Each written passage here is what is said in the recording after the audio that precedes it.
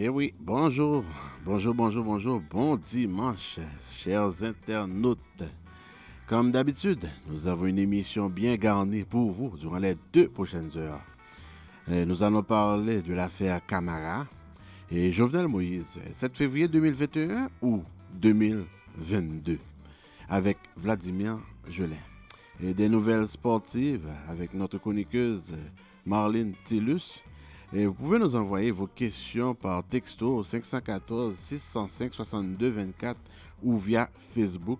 Et si vous avez des questions par rapport aux impôts, n'hésitez pas à m'envoyer également vos questions au 514 605 62 24.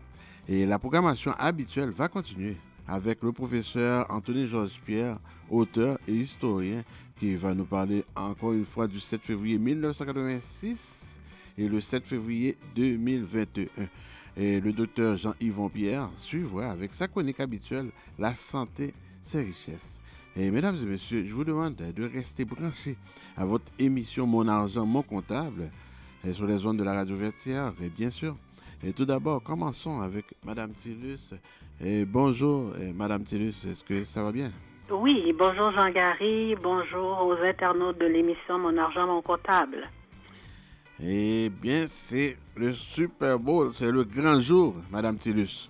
Oui, alors c'est la grande messe du football américain aujourd'hui. C'est le Super Bowl qui aura lieu ce soir. Donc, ça va être les Chiefs de Kansas City qui vont affronter les Buccaneers de Tampa Bay. Donc, qui dit Chiefs dit Patrick Mahomes, le jeune Patrick Mahomes qui est à sa deuxième participation au Super Bowl.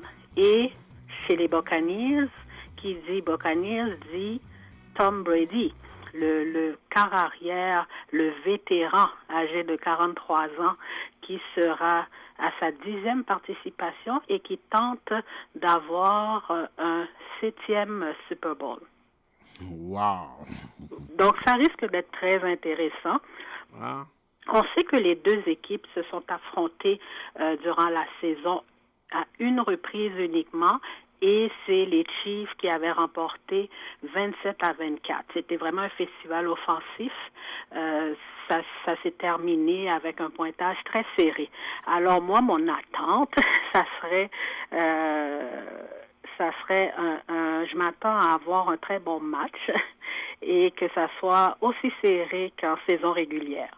Est-ce que tu vas avec le vétéran ou bien le jeune? Ben moi, je vais avec les Chiefs, avec le jeune, parce que je me dis, bon, laisse place à la relève. Ben, pourquoi tu penses que Kansas City devrait gagner? Ben parce que ils sont très bons offensivement. Puis Patrick Mahomes, il est au sommet de sa forme. Oui, c'est vrai que Tom Brady l'est, mais je trouve que Patrick Mahomes c'est une étoile montante. Alors pourquoi ne pas donner la chance à Patrick Mahomes? Et déjà l'année passée, ils avaient remporté le Super Bowl. Donc, j'ai comme l'impression que la dynastie des Chiefs de Kansas City va débuter. Ah, en tout cas, C'est mon avis. bon, je suis Maintenant, bien d'accord, mais ce vieux-là, en toute sincérité, pour X raisons, il trouve toujours une façon, une manière de gagner. oui, c'est vrai. C'est vrai, tu as raison, Jean-Gary. Donc, je m'attends à tout. Alors, si Tom Brady remporte le Super Bowl, ben ça sera tant mieux pour lui. Ça sera une belle histoire pour Tom Brady à 43 ans. Mais moi, ma préférence, c'est les Chiefs.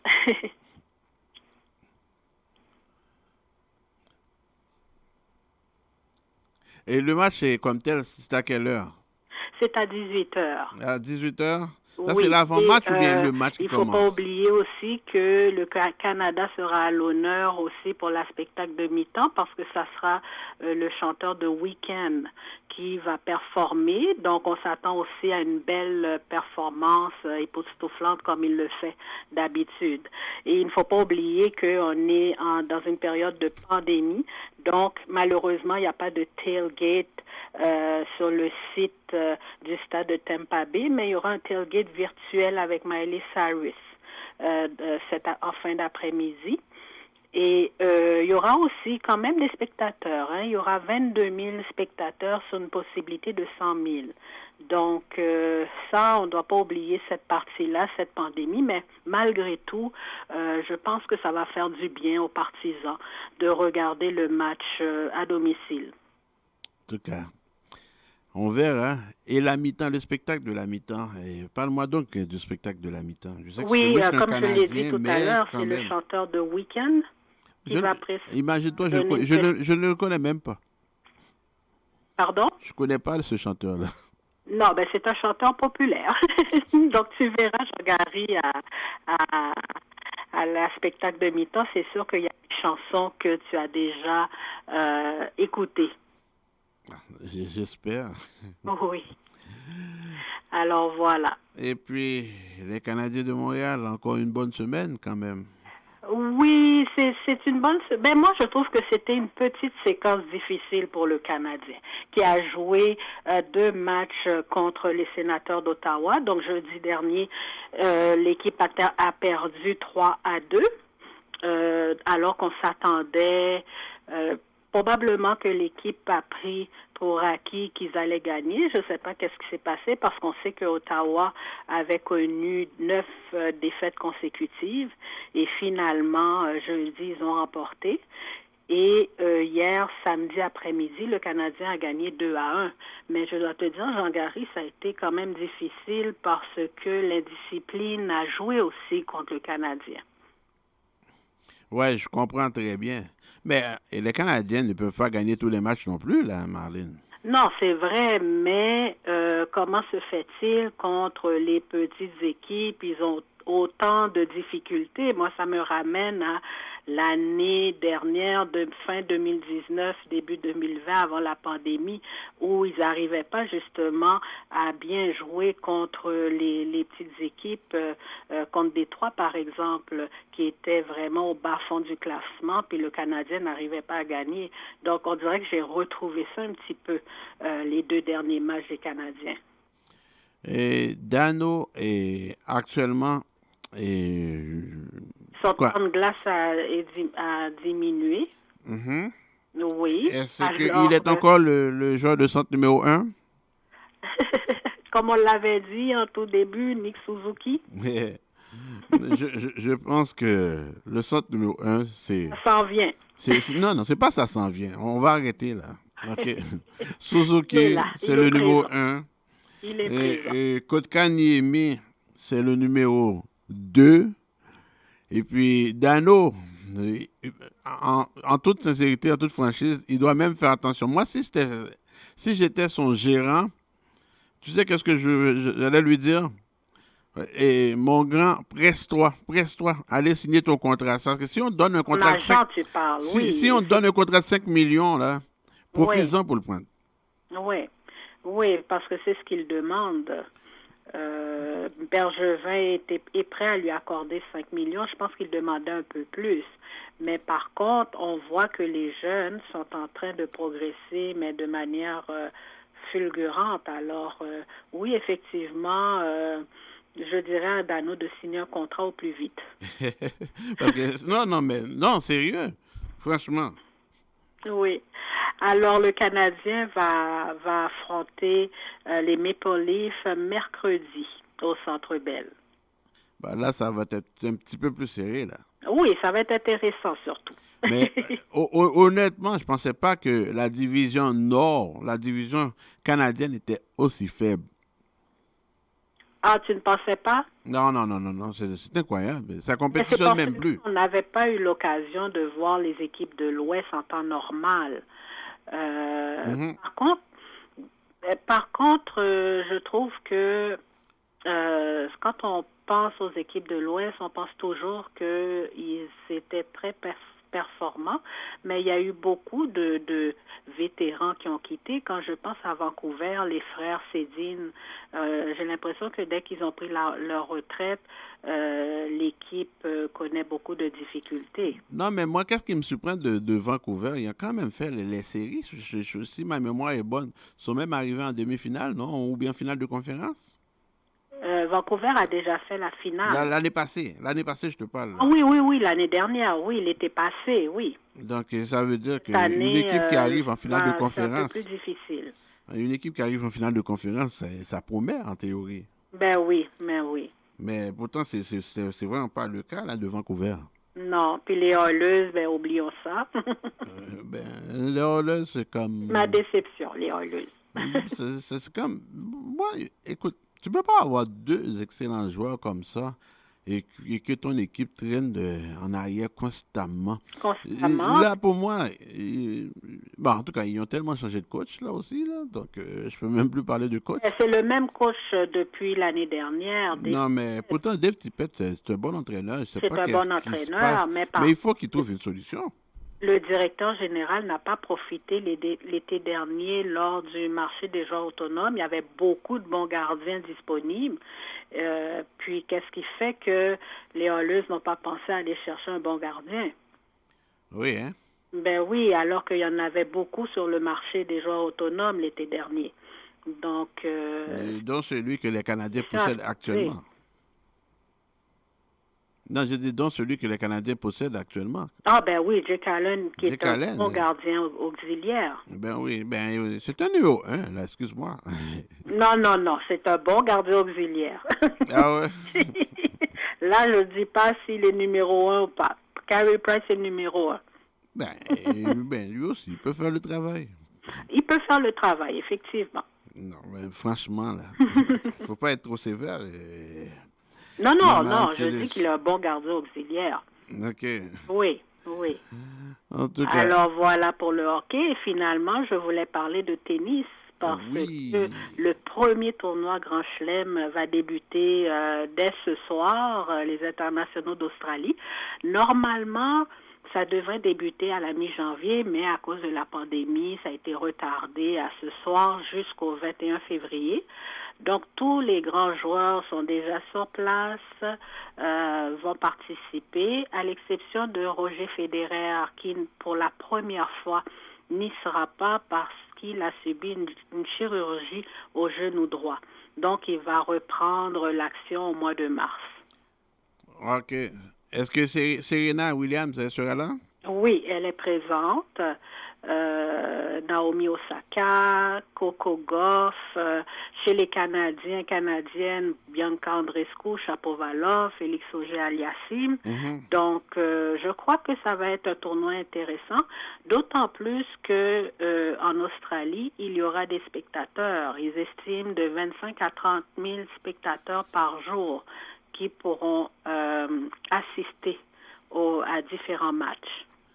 OK, mais j'ai vu Serena Williams, je pense qu'elle a joué cette semaine. Je me dirais qu'elle a maigri un peu.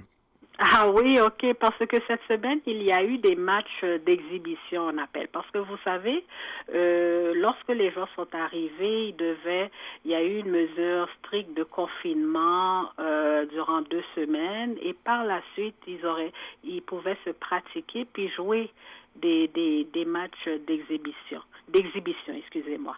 Alors, effectivement, tous les grands joueurs et grandes joueuses ont joué des petits matchs. Alors, espérons que Serena Williams remportera ce tournoi. Oui, je sais, elle veut battre quand même un nouveau record, non? Margaret Court, oui, le 24e tournoi. C'est ce qu'elle veut, c'est ce qu'elle souhaite. Ben, j'espère pour elle. Elle mérite bien ça, non? Oui, effectivement. Effectivement. Okay. Donc, voilà pour le monde du sport. Alors, Jean-Gary, je te souhaite une bonne fin de journée. Oui, hein? Bonne semaine. Bon Super Bowl surtout. Ah oui, surtout. Et à la semaine prochaine. D'accord. Okay. Merci, Madame Tillus. Merci, au revoir. C'était notre chroniqueuse sportive, Madame Tillus.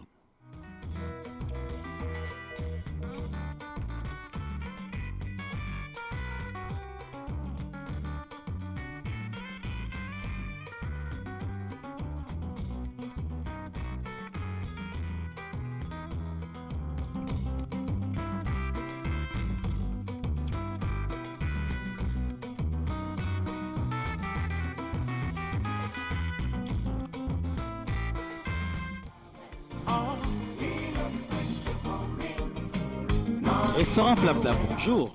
Bonjour monsieur, avez-vous du griot? Absolument madame, c'est notre spécialité. Et je tiens à vous annoncer qu'à l'achat d'un plat de poulet ou de griot au prix régulier, vous obtenez 50% de rabais sur le deuxième plat. Waouh, c'est intéressant. Bien sûr, et je tiens également à vous annoncer que le vendredi et samedi, nous avons du lalo et ce même samedi, le bouillon consommé. Et où êtes-vous situé? Nous sommes situés au 5808 Charleroi à Montréal-Nord, près de Lacordaire, en arrière du Canadian Tire, à côté du Walmart.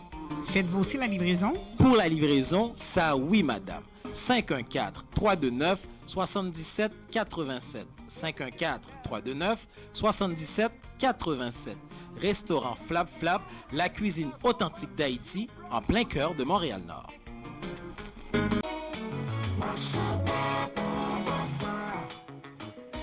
Vous avez envie de manger de la bonne marinade, accra, pâté codé, griot, etc. Shout out à Maison Piclis, cuisine antillaise au 7446 boulevard Maurice Duplessis, au 514-357-6537, au 514-357-6537.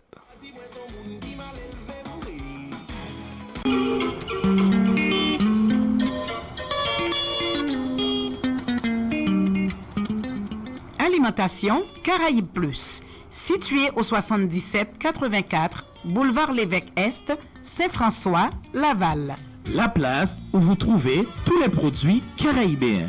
Igname, plantain, riz, fritailles, griots et autres. Téléphone 450-494-3443.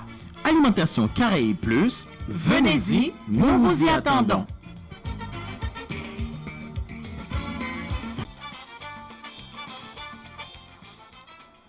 Garage JDS Dumont.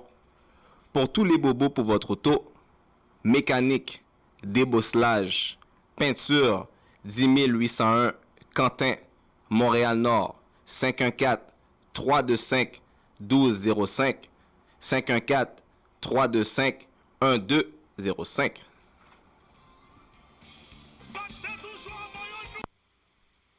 Bonjour, ici Pablo Rodriguez, député fédéral de Montréal-Merci. Je souhaite vous dire que les membres de mon équipe et moi, on est là pour vous. Le gouvernement a adopté de nombreuses mesures pour faire face à la crise de la COVID-19. Il y a des mesures pour nos travailleurs, nos familles, nos entreprises. Enfin, pour en savoir plus, je vous invite à communiquer avec nos bureaux au 514-353-5044. On va passer à travers ceci ensemble.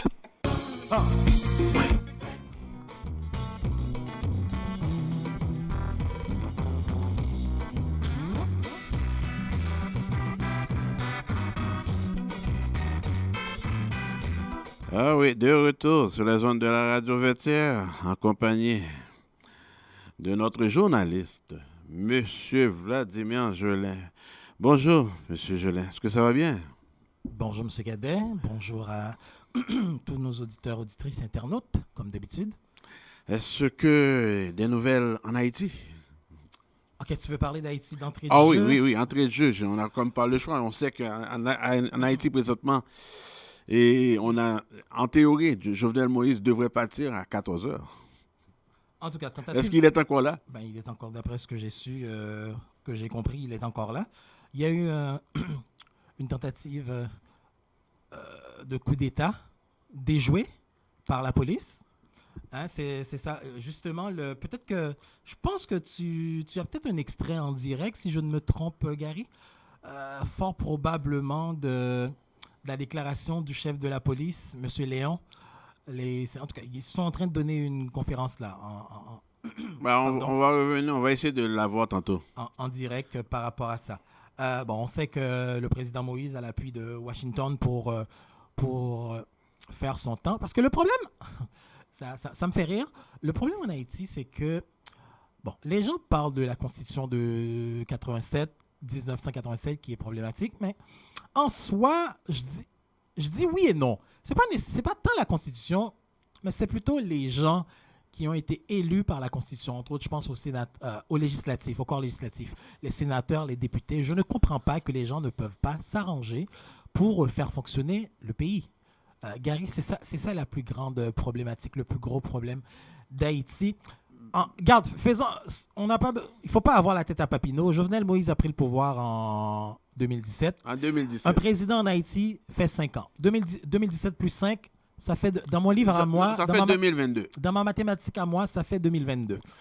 On parle j'ai oublié, du fameux article 100, je ne veux pas dire... 134. 134 points quelque chose. 134.1, oui. Bon, faut comprendre parce qu'il y a une problématique. Regarde, je pense que on sait que la Constitution est en révision présentement.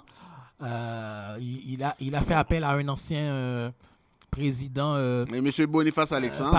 Pas par intérim. M. Boniface Alexandre, oui. Boniface Alexandre, qui est, je crois, si je ne me trompe, constitutionnaliste de formation. En tout cas, il est juriste. Je pense qu'il est aussi constitutionnaliste. Avocat, tout ça, oui. Si je ne me trompe. Alors, justement, M. Boniface il s'est fait...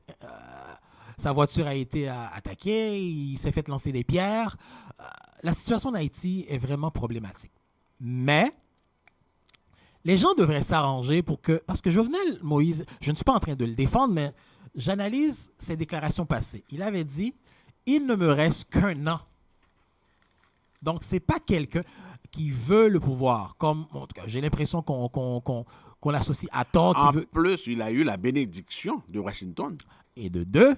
Alors, j'imagine que dans les jours à venir, les choses vont brasser. Mais c'est ça le problème, tu vois. J'ai de la difficulté à comprendre que les Haïtiens, je dis les Haïtiens d'Haïti, ne soient pas plutôt en mesure de s'arranger pour faire fonctionner le pays.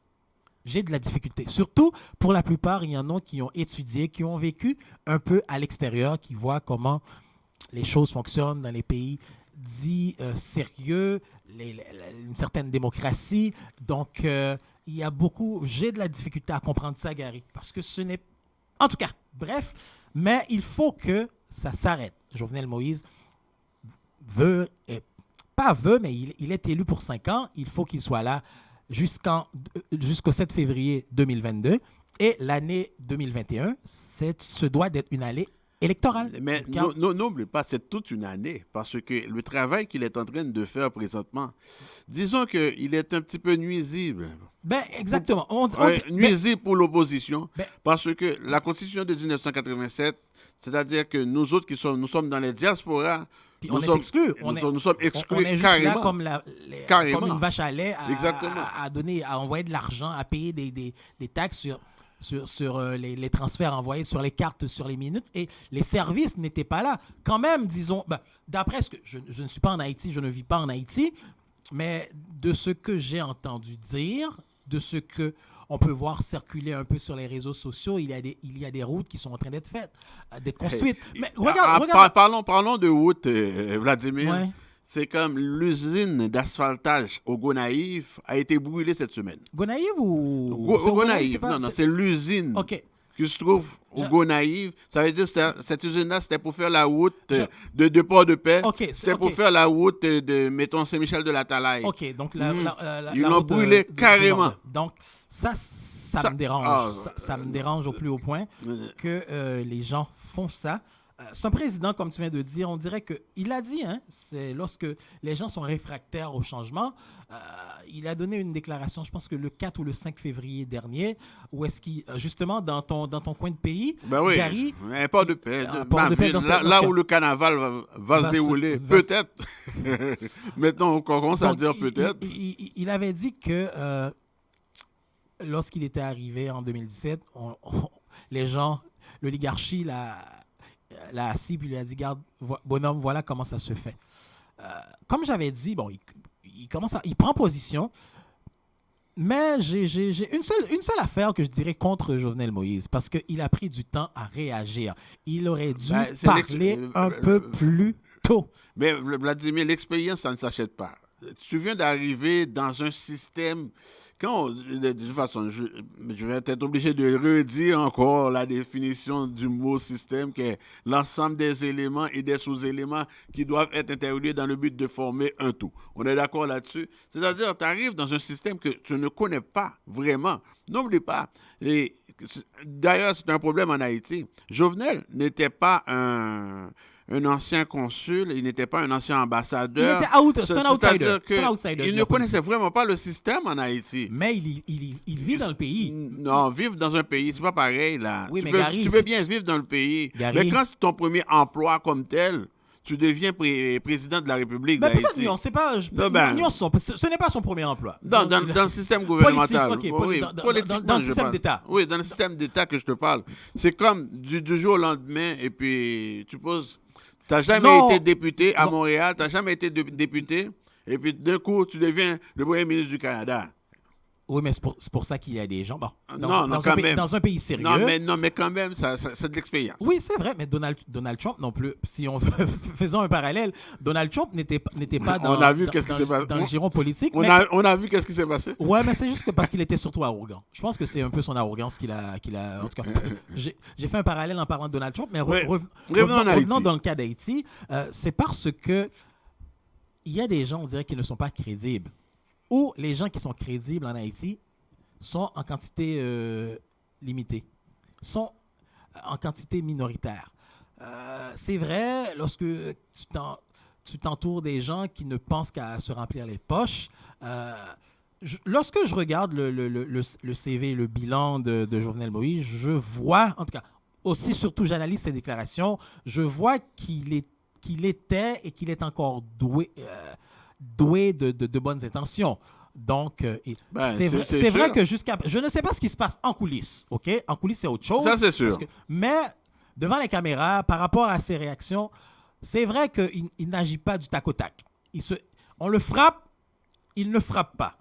On met un pays lock, il n'a pas réagi. Mais sa réaction maintenant commence. Au moins, on dirait qu'on commence à avoir des résultats pour l'électricité. Parce que ce n'est pas normal que depuis longtemps, il y a des raccoins, À Port-au-Prince. On parle à Port-au-Prince. Là. Et encore plus loin. Oui, à Port-de-Paix, il n'y avait pas de lumière. Maintenant, on est rendu à 90% à Port-de-Paix. Donc, Carrefour, c'est la même chose aussi. T'imagines que... Il n'y avait même pas d'eau potable. Maintenant, il y a de l'eau potable. T'imagines que, Gary, après 86, depuis la chute de Duvalier, chaque gouvernement ou chaque président qui était monté, après leurs 5 ans, qui aurait pu faire de quoi avec un projet de société. Mettons, ils commencent quelque chose. Ils arrivent à 20%. Le prochain gouvernement prendra cette même chose-là à partir de 20% et fera un autre 10%. Ça fait déjà 30%. Regarde, juste l'exemple, la route à Port-de-Paix. Regarde là, c'est quoi? C'est Port-de-Paix, c'est comment? Kafoujof en Safoleur. C'est 103 km de route. Ce n'est pas normal. 103 km de route. J'ai toujours eu de la difficulté, Gary, comme si quelqu'un part de Port-au-Prince ou plutôt des Gonaïves pour aller chez toi, à Port-de-Paix, que ça prend 5 heures. C'est 70 km de route. C'est pratiquement sortir de Montréal pour aller au Massachusetts. Ça prend 5 heures de route. Ce n'est pas normal. Non, oui, exactement. 70 km de route. Dans 28 000 km carrés, qu'il y a toutes ces problématiques-là. Donc, Jovenel Moïse révolutionne un peu la politique en Haïti. Les gens qui jouissaient du système comme qu'il était se sentent menacés. Puis il l'a dit, il dénonce. Je suis content qu'il dénonce, mais à mon sens, depuis l'affaire de Pays-Loc, il aurait pu commencer. Bon, comme on dit, mieux vaut tard que jamais. Mieux vaut tard que jamais, Vladimir. Il n'avait pas d'expérience quand même. Mais présentement, je sens que l'homme est prêt. Ben, en tout cas, présentement. Il dérange. Il dérange plusieurs personnes ou plusieurs entités. Comme disait l'autre, est-ce que ça dérange? Le pire, je l'ai écouté hier. Je ne sais pas pourquoi. Privert, est-ce que ça dérange? Mais je pense présentement que ça dérange, Vladimir. Ben, je pense que Jovenel Moïse est en train de déranger pour les changements. Puis là, maintenant, on parle de carte électorale, la nouvelle carte électorale pour les élections à venir. Il a dit quelque chose, je suis d'accord avec lui. Pendant 4 ans, pourquoi il n'y a pas eu autant, bien qu'il y a eu des tumultes, il n'y en a pas eu autant pour la dernière année de son mandat qui reste. J'ai de la difficulté à comprendre parce que je suis pour que la transition se fasse, mais la transition se fasse dans la dernière année de la présidence de Jovenel Moïse. De toute évidence, il lui reste 1 an au pouvoir. De toute évidence. C'est juste 1 an. Mais c'est quoi le problème? Ben, c'est parce que de ma compréhension, ce que je dis est pratiquement personnel, de la lecture que je fais de la politique en Haïti, on dirait que l'opposition n'est pas crédible, l'opposition n'a pas des gens crédibles, parce qu'on voit même, tu te rappelles ça, on en a parlé en long et en large d'Arnel Joseph, il a même dit, en tout cas, cette déclaration, je pense que tu l'as dans les archives ou quelque chose du genre, il a dit cette semaine qu'il y a des gens, des hommes bien placés dans la politique haïtienne, ces hommes-là, ces hommes politiques font appel à lui pour chauffer le pays, pour chauffer le béton. Donc, il faut que les choses soient dénoncées et que les noms des gens-là, peut-être avec preuve à l'appui, jusqu'à présent, on parle du témoignage d'Arnel Joseph. Bon, est-ce qu'au niveau de crédibilité, est-ce qu'il est assez crédible? Mais, en disant, il a osé faire une telle déclaration. Je pense que la justice devrait faire au moins son travail pour creuser davantage, pour savoir c'est qui ces hommes-là. Y a-t-il eu plus de preuves, donc faire témoigner Arnel Joseph pour qu'il puisse donner les noms, et si des noms sont donnés, pour qu'on fasse appel à ces gens-là pour qu'ils viennent donner leur version des faits. Mais il y a une chose, l'année passée, janvier 2020, et Vladimir, je me souviens, et à un moment donné, comme Jovenel Moïse avait dit que c'était la fin pour les sénateurs. Ça veut dire qu'il avait respecté la date de 2015 à peu près. Mm-hmm. Donc, c'est là que maintenant, peut-être c'est en train de le revenir maintenant contre lui.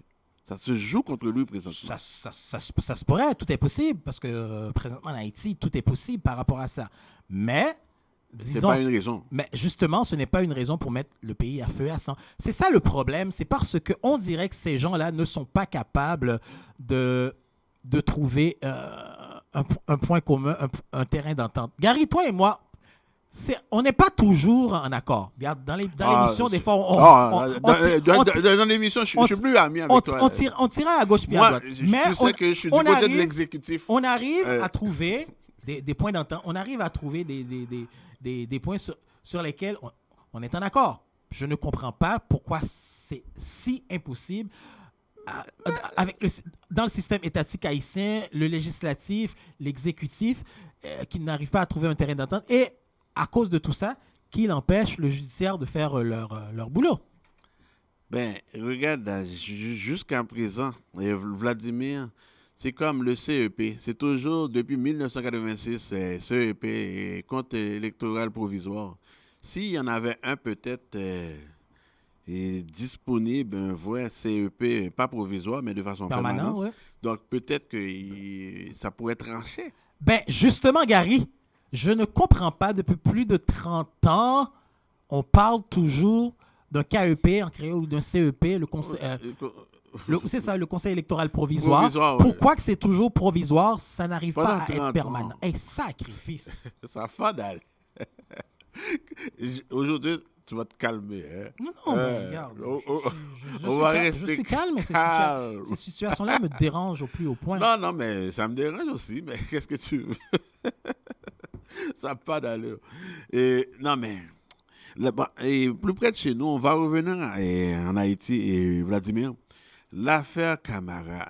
Est-ce que tu peux d'ailleurs commencer à nous résumer c'était quoi l'histoire, l'affaire Camara de Farah Camara? Mamadi Farah Camara, c'est un jeune homme de 31 ans, père en attente de 2 jumeaux, homme marié, rangé, qui a un emploi, un doctorant. Il est en train de faire son doctorat à l'école polytechnique de Montréal, une école affiliée à l'Université de Montréal. Donc, Polytechnique, on pense un peu... c'est une école de génie, spécialisée en génie. Entre autres, il est chargé de laboratoire et peut-être même, si je ne me trompe, chargé de cours. Il s'est fait arrêter par un policier, j'espère que je dis bien son nom, Sanjan Vig, qui est un patrouilleur de ce secteur-là, dans le quartier Villeray-Saint-Michel, mais principalement dans Parc Extension, à Montréal, dans le nord de Montréal. Il a eu une contravention, il s'est fait... Est-ce que, semble-t-il qu'on l'appelle Monsieur Contravention? Ben justement, c'est Monsieur Contravention, d'après les informations qui sont sorties. Donc, puis il ne plaisante pas. Tu sais qu'il y a des endroits, ce sont des trappes à tickets. Oui. Et ça, c'est pour ça que des fois, quand les gens, vous prenez une contravention, ben, si vous jugez que la contravention est illégale, parce qu'il y a des contraventions qui sont illégales, ce n'est pas parce qu'un policier te donne une contravention, qu'un policier fait quelque chose, que c'est légal pour autant. Non, Ok? ça c'est sûr. Donc, cet endroit-là, on dirait que c'est une trappe à ticket. OK? Donc, M. Camara, le 28 Et janvier. jeudi dernier, la semaine dernière, 28 janvier, il a eu une contravention. Mais salée, $500, on dirait. Ben, Gary, je pense que toi et moi, quand je conduisais, j'avais une contravention de $40. J'étais en maudit. Oui, parce que c'est jamais $40. Ben, Il c'est faut, ça. faut additionner les frais. Les frais, plus le temps, l'énergie que ça te prend. Mais quand même, $40, ça vient gruger dans ton budget. Hein. C'est sûr que tu fais un coup de renonciation, tu laisses quelque chose. C'est peut-être un 40, un 50, un 60, un 100, un $200 d'épicerie pour ta famille, pour toi. Ben oui, c'est de l'épicerie, c'est un que bon tu- repas. Ben exactement, Hein? c'est une facture d'électricité, une facture de téléphone que tu ne paies pas pour aller payer une contravention. Tu peux acheter au moins 2 plats au restaurant Flap Flap. Ben, genre. Hein? Ben ouais. T'imagines que, après, pendant que le policier a arrêté M. Camara, on dirait que, de ma compréhension, la contravention était émise. OK? Le ticket a été émis. Le policier Vig, en retournant dans sa voiture, s'est fait frapper, il s'est fait désarmer et il s'est fait tirer par-dessus avec son arme. Avec son arme de policier et son revolver de flic, là. Bon, Dieu merci pour lui, il n'est pas mort, il n'a pas été atteint. Monsieur Camara, qui a vu les choses, mais ça passait tellement vite, il a composé le 911. Le 911. Il a appelé les urgences pour lui dire « Voilà ce qui s'est passé, voilà. » Il explique l'histoire. Monsieur Camara, quand les policiers sont arrivés, qui qu'on a embarqué, c'est lui. Gary, avant même que les choses soient sues cette semaine, mercredi, je parlais à un ami, un collègue, je faisais cette réflexion, mais je pense que j'avais visé juste en plein dans le mille. Je me suis dit, pour faire ça, il faudrait que le policier Vig ait eu affaire avec quelqu'un qui n'était pas content. Soit peut-être quelqu'un avec qui il avait peut-être eu quelque chose de personnel ou quelqu'un à qui il a déjà donné un ticket salé, puis qu'il surveillait. Tu sais qu'il y a des gens qui n'en ont rien à foutre de leur vie. Ah oui, c'est sûr. Ils n'en ont rien à foutre de la police. Ils n'ont pas peur des policiers. Mais M. Camara, lui, c'est un doctorant parce que c'est un père de famille à venir. C'est un homme marié. À 31 ans. Il a toute sa vie devant lui. Toute sa vie devant lui. Il est en train de faire un doctorat. Un gars qui est utile pour la société. C'est un actif pour la société. Le policier s'est fait attaquer par quelqu'un d'autre avec qui il a, en toute vraisemblance, il avait donné un ticket par le passé, mais cette personne-là, cet individu-là, s'était dit que ça ne se passera pas comme ça. Ben, effectivement, ça ne s'est pas passé comme ça. Mais qui s'était fait arrêter, menotté, plaqué au sol, saccager sa maison, c'est M. Camara. Comme dans le film Erican. Exactement. Une chance qu'il y avait des caméras. Et même là encore, Vladimir, tu sais que c'est quand que ça a vraiment changé, que ça a vraiment métamorphosé. C'est quand qu'il a dit, mercredi, je dois aller donner un cours. Là, les gens étaient sursautés. Quel cours? À la Polytechnique. Oh, je suis étudiant en doctorat et puis je donne des cours à la maîtrise en Polytechnique. Là, ça a changé carrément. Puis, je regardais le gars. Regardez, je pense qu'on a tous du bon et du mauvais en nous. Mais c'est un gars... T'as vu les images quand il est sorti de l'audience? Je pense que sa vie va il était être bousculée. Ben, c'est clair. Puis, je pense qu'il va poursuivre. Il va poursuivre, puis... Et même là encore, semble-t-il, c'est pas si facile que ça. En tout cas... N'oublie pas, un juge, on ne peut pas poursuivre un juge. Non, pas le juge. Il poursuivra le service de police. La ville de Montréal. Pas le juge. Pas le juge. Attends, petite nuance. Un juge peut être peut se faire poursuivre, mais dans Oui, des cas mais- exceptionnels, quand il a vraiment Oui, commis ah, une faute grave. oui, quand Une ça, faute c'est grave. c'est exceptionnel. Là, on parle de... C'est vraiment Mais exceptionnel. probablement, on parle Mais il que... peut décider, le juge peut décider oui ou non. Ben, regarde, quand c'est une question de preuve, tu sais, on est dans un système contradictoire au Canada. Ça veut dire c'est la probabilité des preuves qui parle. Donc, monsieur s'était fait arrêter sans qu'il soit... sans que la présomption d'innocence...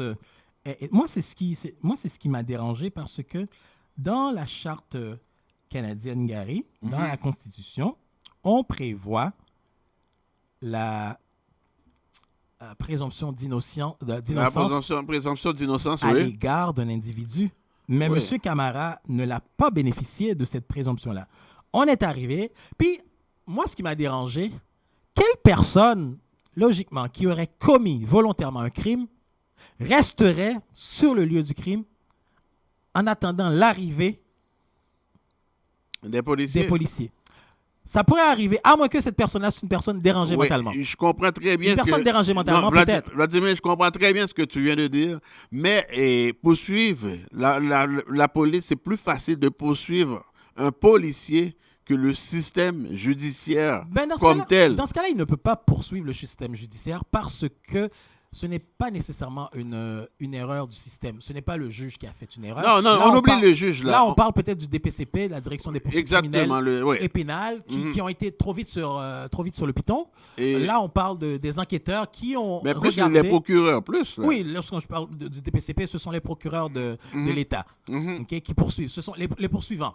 En matière criminelle, ce sont eux qui émettent, ou plutôt qui prononcent les chefs d'accusation. Admettons, Vladimir, il veut poursuivre la ville.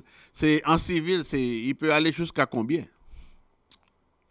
Il peut aller une quantité qu'il aura peut-être que je ne sais pas si c'est une quantité que la loi prévoit, mais si la loi ne le prévoit pas, une quantité quand même raisonnable de poursuite, il peut aller dans les millions, là, plusieurs millions.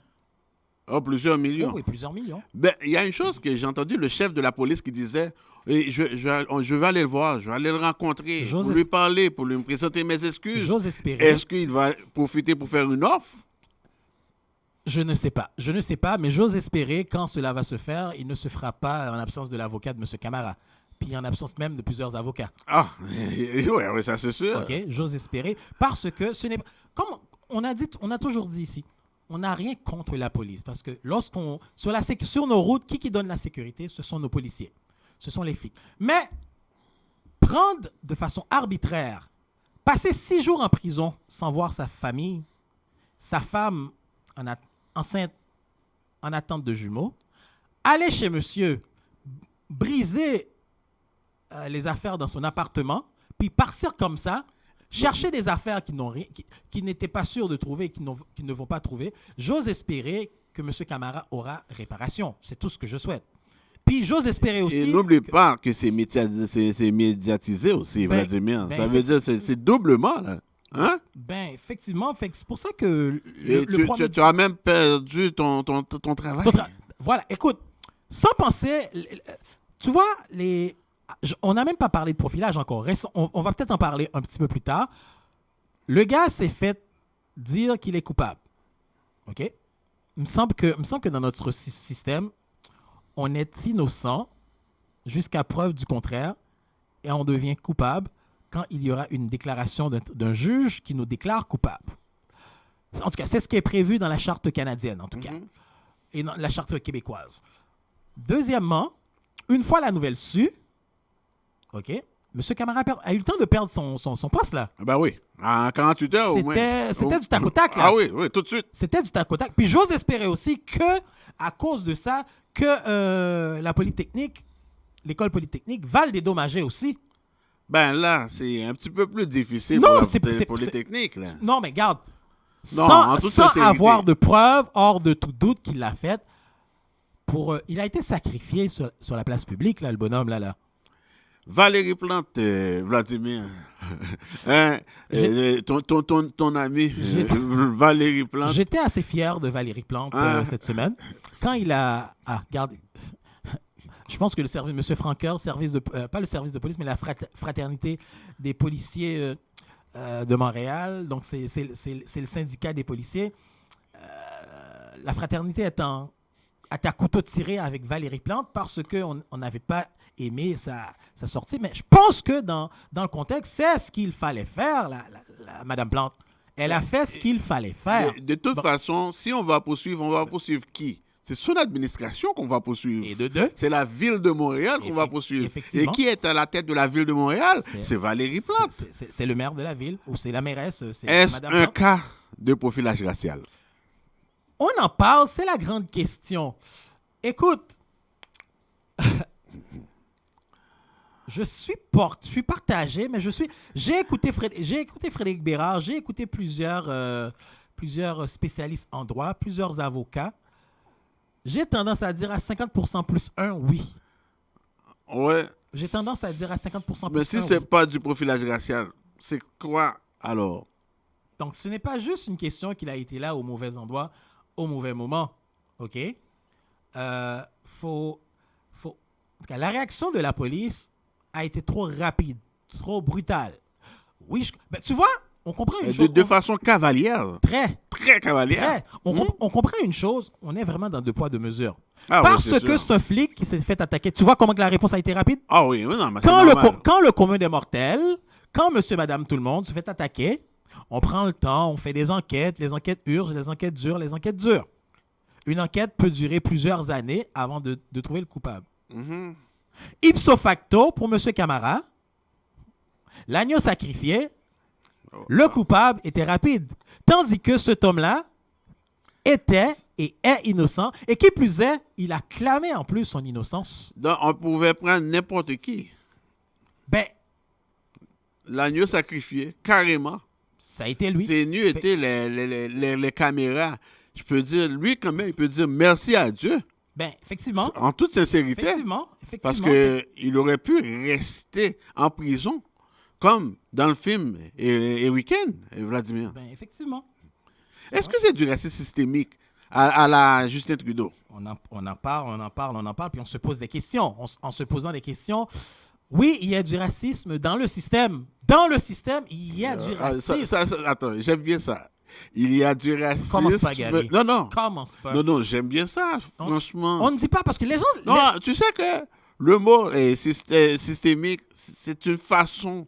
Les gens ont beaucoup de misère à comprendre. On ne dit pas que l'ensemble des Québécois est raciste. C'est pas ça que les gens... Mais il y a du racisme systémique dans le système. C'est pour ça que je t'ai dit qu'il y a du racisme dans le système. J'entends... Ça, c'est parfait, ça. Mais c'est vrai, mais c'est un fait. Non, comme explication. Il y a des biais. Quand un flic... Il y a un rapport, c'est pas pour rien qu'il y a eu ce rapport-là. Quand les flics voient un noir, un arabe ou un autochtone, ils n'ont pas le même traitement de faveur qu'une personne caucasienne avec la peau blanche. Ben, j'écoutais un ancien policier, soit un arabe, un immigrant, en tout cas, c'était pas un Québécois, qui disait, moi aussi, j'en ai arrêté, et des gens de la peau noire.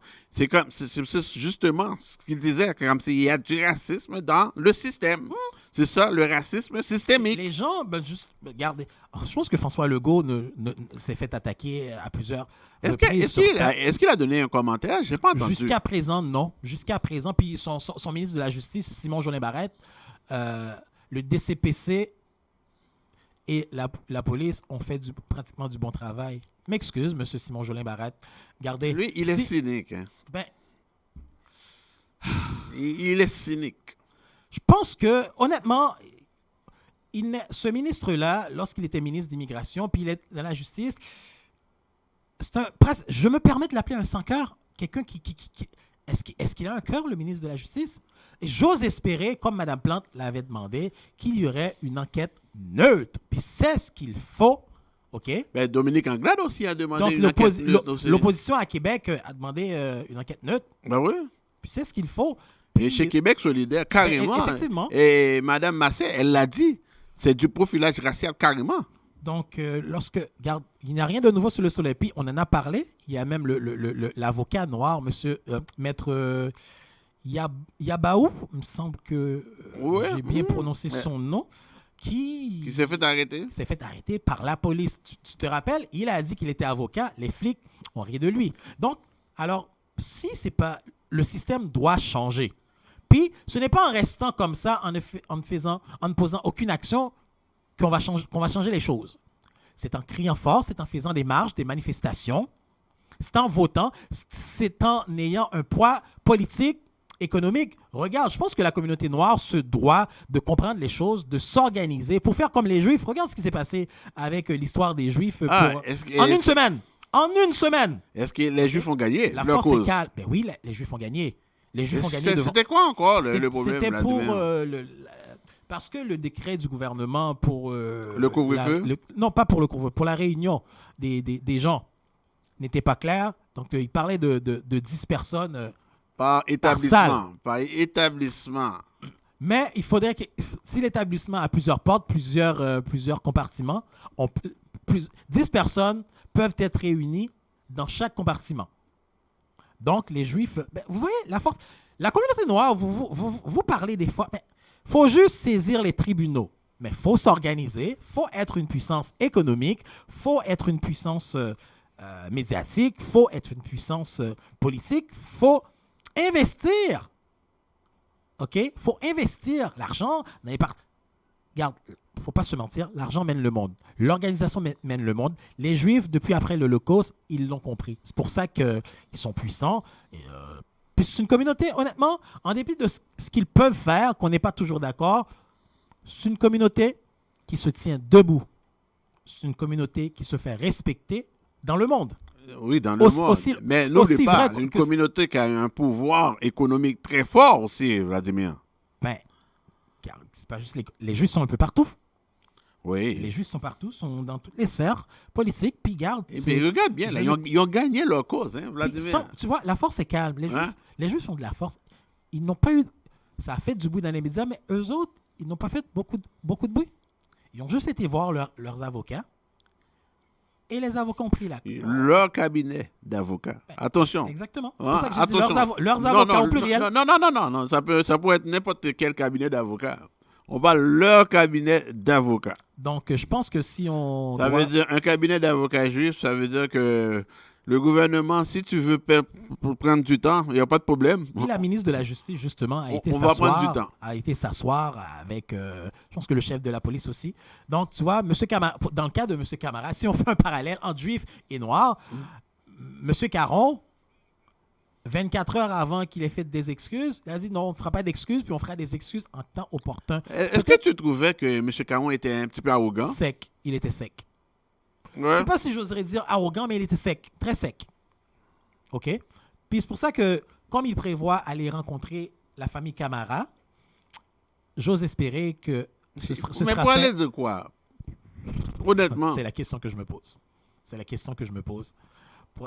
J'ose espérer qu'il y aura poursuite. OK? Il faut qu'il y ait réparation. Le bonhomme, psychologiquement, il est marqué. Hein? Ben, c'est sûr, on l'a vu. Il est marqué psychologiquement. Ah oui. Puis c'était... Les policiers, lorsqu'ils te... Puis, d'après les dires, il s'était fait... On l'a traité pratiquement comme George Floyd. Ah, bien Dieu sûr. merci qu'il n'était pas mort. On lui a mis les pieds dessus, ou le genou sur sa nuque, ou sur sa colonne vertébrale, ou je ne sais pas trop où, là. Mais, en tout cas, peuple noir, c'est le temps de vous arranger. Ce n'est plus le temps de chialer, mais c'est le temps de prendre exemple sur les Juifs, puis de devenir une communauté forte au Canada, au Québec, une communauté rangée, une communauté arrangée, mais une communauté qui se doit un jour d'être redoutée. Mais c'est incroyable. Hein? En tout cas, M. Vladimir, on va essayer de revenir sur le dossier d'Haïti. On va faire une courte pause publicitaire, et puis par la suite... Et ce sera le professeur Anthony Georges-Pierre qui va nous parler du 7 février 1986 et le 7 février 2021. Il n'y a rien de nouveau sous le soleil.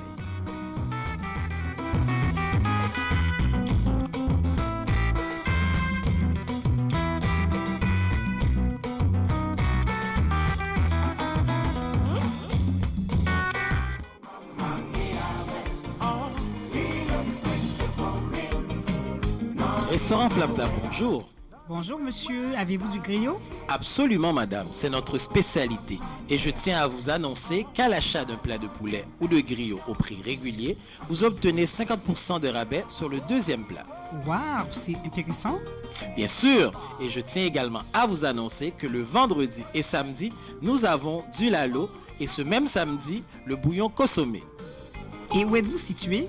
Nous sommes situés au 5808 Charleroi à Montréal-Nord, près de Lacordaire, en arrière du Canadian Tire, à côté du Walmart. Faites-vous aussi la livraison? Pour la livraison, ça oui madame. 514-329-7787. 514-329-7787. Restaurant Flap Flap, la cuisine authentique d'Haïti, en plein cœur de Montréal-Nord.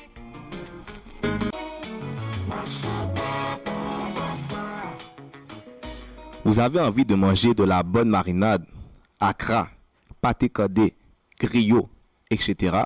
Shout out à Maison Piclise, cuisine antillaise au 74 46 boulevard Maurice Duplessis, au 514-357-6537, au 514-357-6537.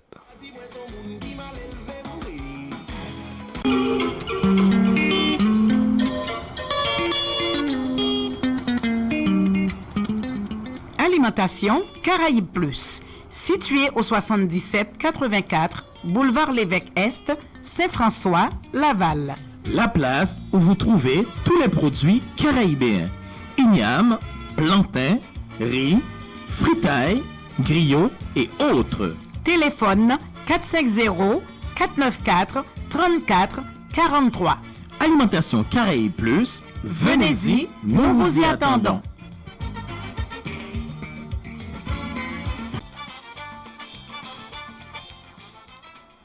Garage JDS Dumont.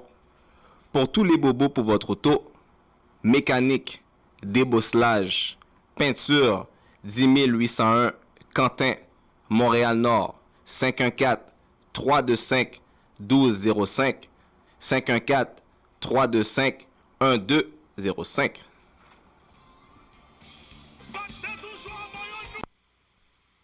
Bonjour, ici Pablo Rodriguez, député fédéral de Marie-Merci. Je souhaite vous dire que les membres de mon équipe et moi, on est là pour vous. Le gouvernement a adopté de nombreuses mesures pour faire face à la crise de la COVID-19. Il y a des mesures pour nos travailleurs, nos familles, nos entreprises. Enfin, pour en savoir plus, je vous invite à communiquer avec nos bureaux au 514-353-5044. On va passer à travers ceci ensemble.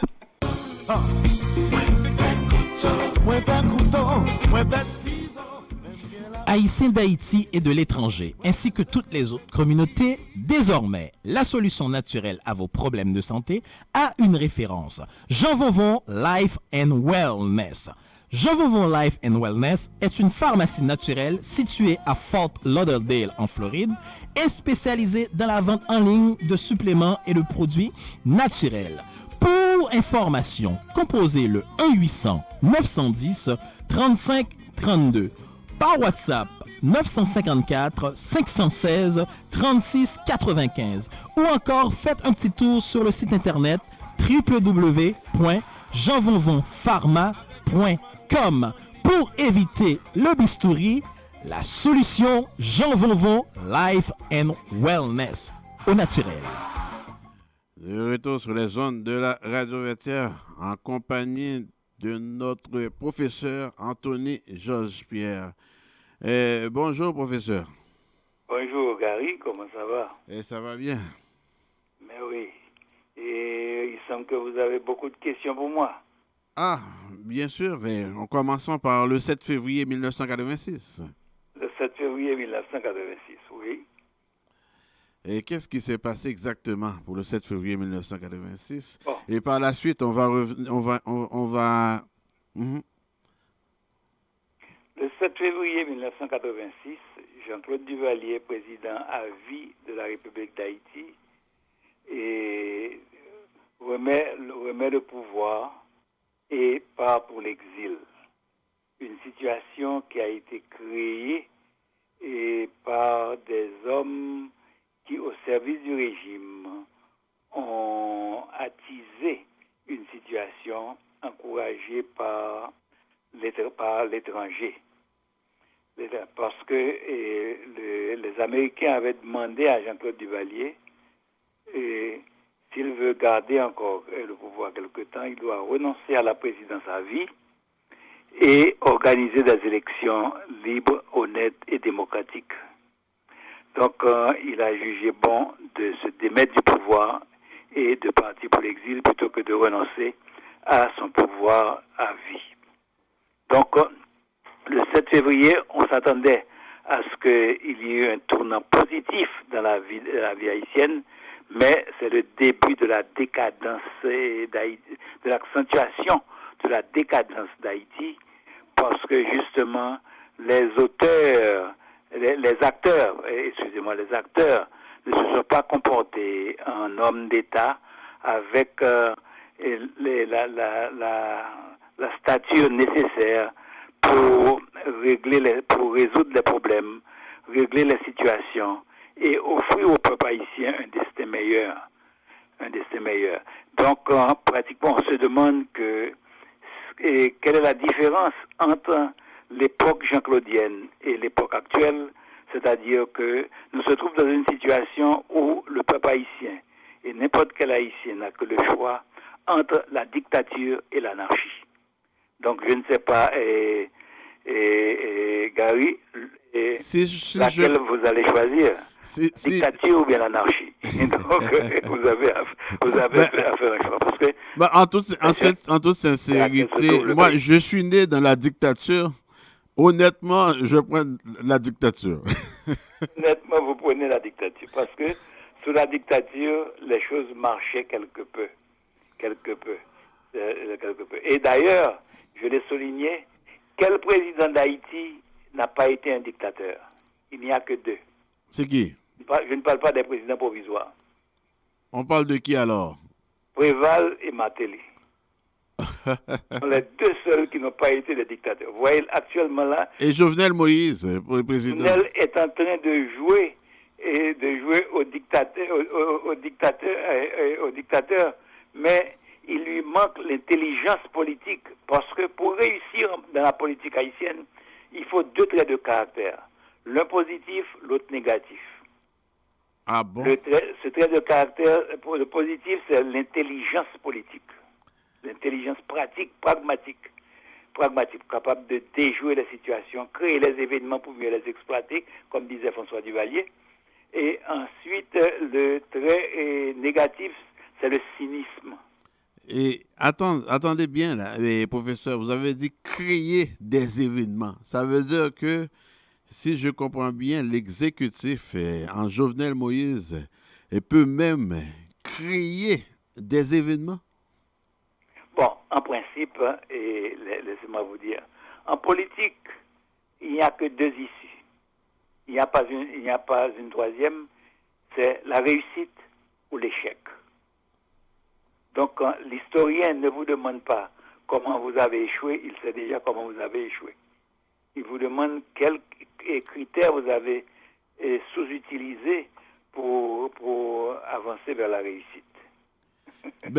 Professeur, actuellement, on sait qu'est-ce qui se passe en Haïti et l'opposition veut absolument le départ de Jovenel Moïse avant 14 heures, mais semble-t-il, il est encore là.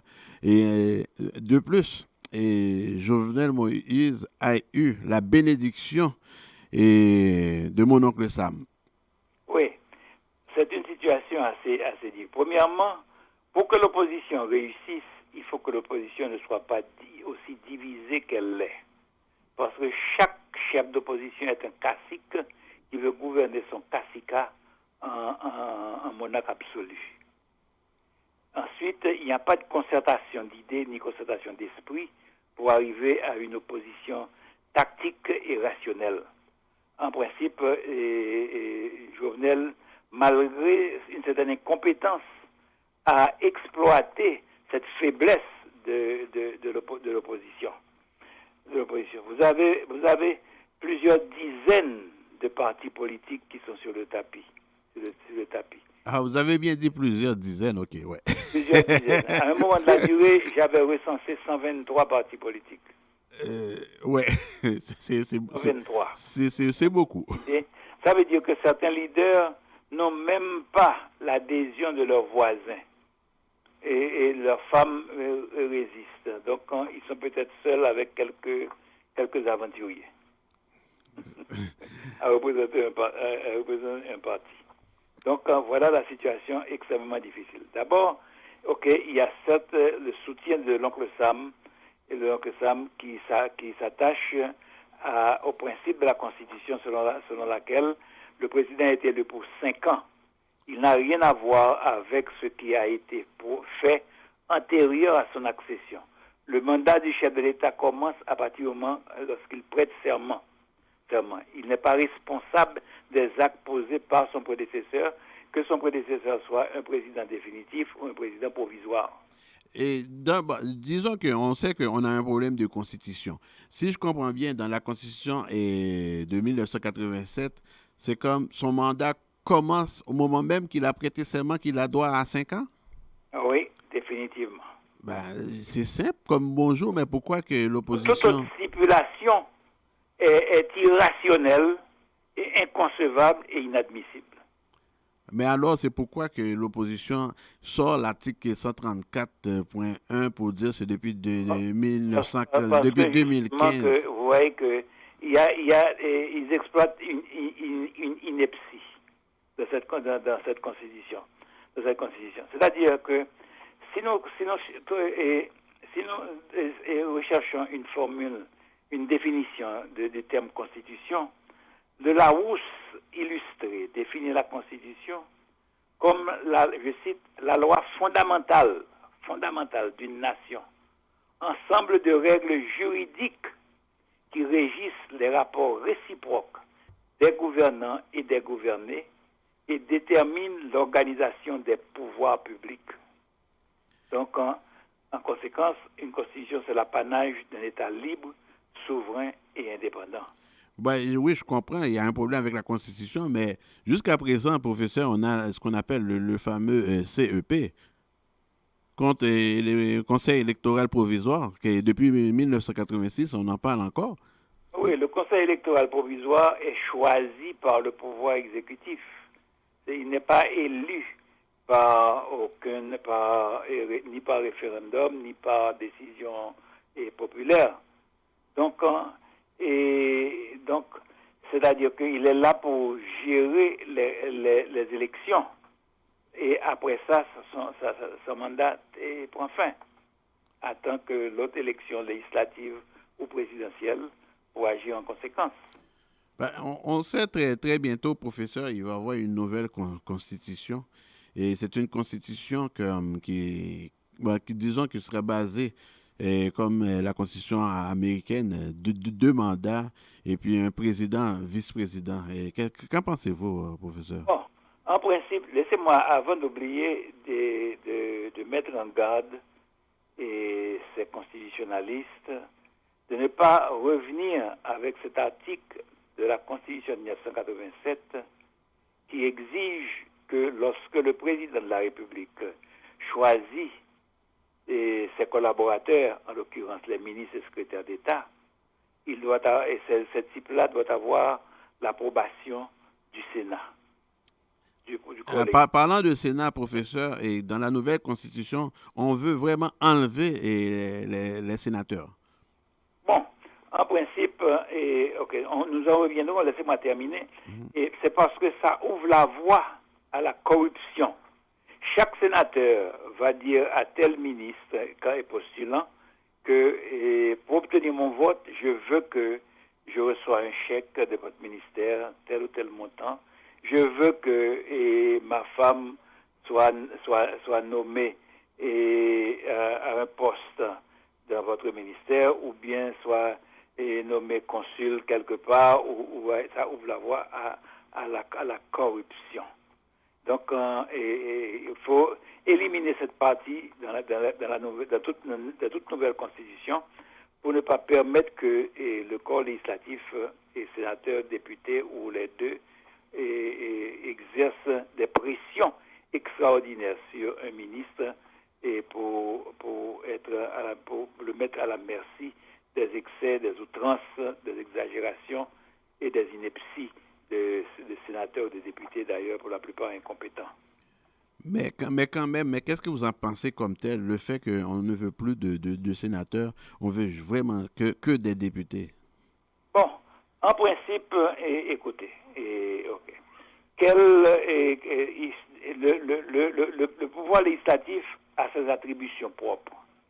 Que ce soit que dans le cas sous François Duvalier, à partir de l'amendement constitutionnel de 1961, lorsqu'il avait renvoyé les sénateurs et les députés, organiser de nouvelles élections et venir avec le monocameralisme, c'est-à-dire que une seule chambre, la chambre des députés. Il n'y a aucun mal dans cette situation.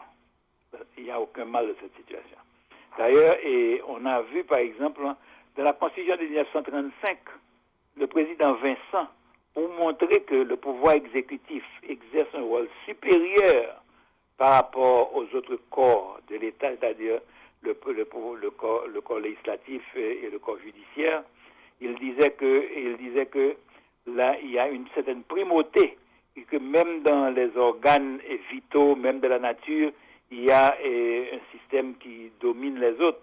Et dans le cas juridique, c'est le pouvoir exécutif. Et pour cela, il s'était réservé le droit de nommer lui-même 10 sénateurs sur les 21.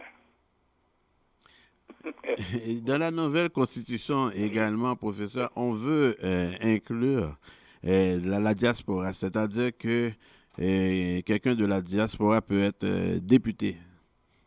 Bon, en principe, c'est une formule pour laquelle la diaspora se bat depuis des temps.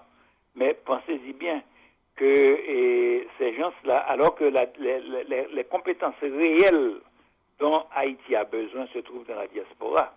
Mais on écarte la diaspora parce que justement que ces gens ineptes-là agissent selon leur passion, leur ignorance et imposent au pays une situation catastrophique. Donc il faut par exemple, même pour cette nouvelle constitution, il faut des hommes imbus des notions de droit, des notions juridiques, des hommes qui comprennent que une constitution ce n'est pas un prêt-à-porter, c'est-à-dire vous prenez des tranches ici, ailleurs et là, et vous l'allez incorporer à la constitution. La constitution doit refléter les us, les mœurs, les coutumes, les aspirations d'un peuple, le peuple haïtien en l'occurrence. Donc c'est ce qu'il nous faut. Et donc venir avec une vice-présidence, bon, il n'y a pas de mal. D'ailleurs, on a eu ça sous le régime de la Constitution de 1874, lorsque Domingue avait choisi son neveu Septimus Rameau pour diriger avec lui comme vice-président. Donc, ce n'est pas mauvais. D'ailleurs, nous avons vu qu'il y a des conflits d'intérêts au niveau du pouvoir exécutif, parce que cette diarchie qui met face à face le président et son premier ministre, au lieu de deux personnages obligés de concerter leurs efforts pour faire avancer la barque de l'État, cela crée une situation extrêmement difficile. Et vous imaginez que, Gary, vous êtes candidat à la présidence. Vous avez fait les élections, vous avez dépensé votre argent, vous avez pris tous les risques, vous parcourez le pays, vous êtes fatigué, vous êtes élu président de la République. Et puis vous choisissez Madame Magloire comme Premier ministre, et il a plus de pouvoir selon la Constitution que vous. Est-ce que c'est possible? Non, c'est pas possible. Bien bon. C'est là l'ineptie de la Constitution, l'une des inepties de la Constitution de 1987. Professeur, le 25... La Constitution devient beaucoup plus une pierre d'achoppement posée par des individus, les législateurs de 87, dont l'esprit anarchisant ne peut être sous-estimé. Donc, on ne fait pas une constitution comme on fait des omelettes. J'espère. On commande de tenir compte des facteurs qui influent sur l'existence d'une nation, des aspirations, comme je l'ai dit, des mœurs, des coutumes d'un peuple, pour faciliter le fonctionnement régulier des institutions de l'État et pour assurer l'équilibre nécessaire entre les grands corps de l'État. Et dans, les, de dans, rôle et de concert. dans tous les secteurs également. Exactement. Par exemple, vous voyez que je me souviens que j'ai parlé à un des constitutionnalistes, un homme qu'on a choisi sur le tas pour être constitutionnaliste, mais il n'avait même pas un mot à dire. Il m'a dit que dans sa vie, il n'a jamais lu une constitution haïtienne et voire aucune constitution. C'était qui, professeur? Bon, je ne veux pas citer de nom. Ouais, pour ne pas mettre Donc, à cet égard, la Constitution de 1987, au lieu d'être un facteur de progrès, demeure une source de conflit et de crise, un instrument de blocage, et comme Alain Perfit l'a dit, une œuvre mal faite et malfaisante. Et très bientôt, en avril, en tout cas, si le président Jovenel Moïse est encore président de la République, il va y avoir un référendum concernant la nouvelle constitution. Professeur, qu'est-ce que vous en pensez de ça? Écoutez, ok. Référendum, ok, je n'en disconviens pas. Mais pourquoi un référendum alors que, pour qu'il y ait un référendum, il faut que le peuple comprenne très bien. Or, vous savez, c'est pourquoi que parler de démocratie en Haïti, c'est comme un lapsus. Un lapsus. Et parce que justement, un peuple à 60 à 70% analphabète, qui ne comprend rien, qui ne peut même pas écrire le mot constitution, alors vous allez lui demander quoi? C'est l'insulter. C'est l'insulter. C'est par exemple, par exemple, vous avez votre spécialité, et maintenant je vous demande, Gary, vous allez faire une chirurgie pour moi. Est-ce que vous êtes chirurgien? Est-ce que vous êtes médecin? Moi, je suis capable de préparer un état financier. Mais bon, c'est pas nécessaire. C'est-à-dire que, je vais vous ce que François Duvalier avait fait en 1961. C'est l'un de ces hommes politiques intelligents sur le plan politique, mais cyniques aussi. En 1961, pour former pour former la Chambre des députés, et après qu'il ait renvoyé le Sénat et les députés, et sur les listes d'inscription, sur les bulletins d'inscription, bulletins de vote, il faisait mettre le nom du candidat et son nom en tête, Dr François Duvalier, président d'Haïti. Président d'Haïti. Bon, personne ne comprenait ce que ça voulait dire. Mais les 2 millions et demi de personnes qui ont voté pour ou contre tel ou tel député à travers le pays, maintenant le pays va savoir que François Duvalier a été réélu à une majorité écrasante.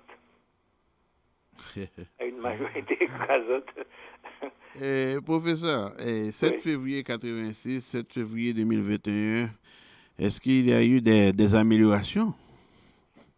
Bon, mon cher, c'est-à-dire que parler d'amélioration, c'est ne pas comprendre ce qui se passe actuellement en Haïti. C'est-à-dire que, écoutez, avant le 7 février 1986, tout marchait. Les employés recevaient leur chèque le 26 de chaque mois. Ensuite, l'hôpital général fonctionnait. Les élèves pouvaient se rendre à l'école normalement. Vous pouvez marcher dans les rues sans être l'objet d'un kidnapping ou d'une agression. Le prix des produits de première nécessité, l'agriculture marchait. L'ODVA, qui aujourd'hui ne produit même pas 4000 tonnes de riz, produisait à l'époque 400 000 métriques tonnes de riz par an. Le ciment d'Haïti fonctionnait, l'ASCO. Aujourd'hui, le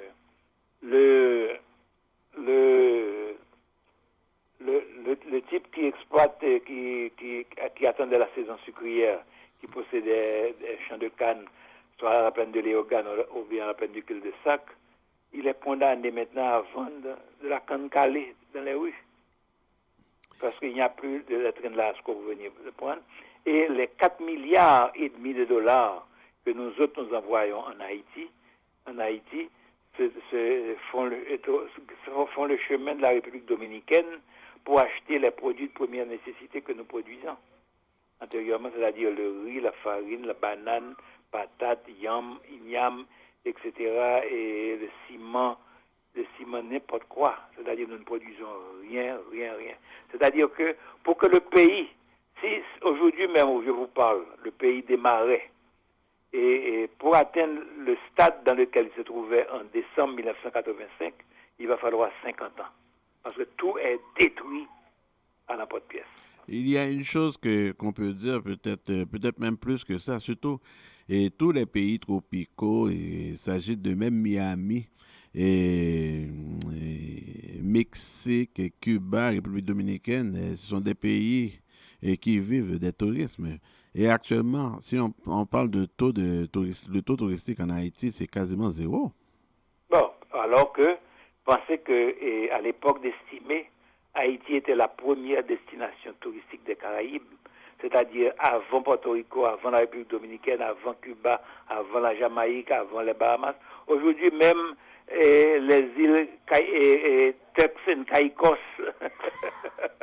dépassent Haïti. Actuellement, nous sommes bons derniers, professeur. Je me souviens que jeune et enfant, je voyais ces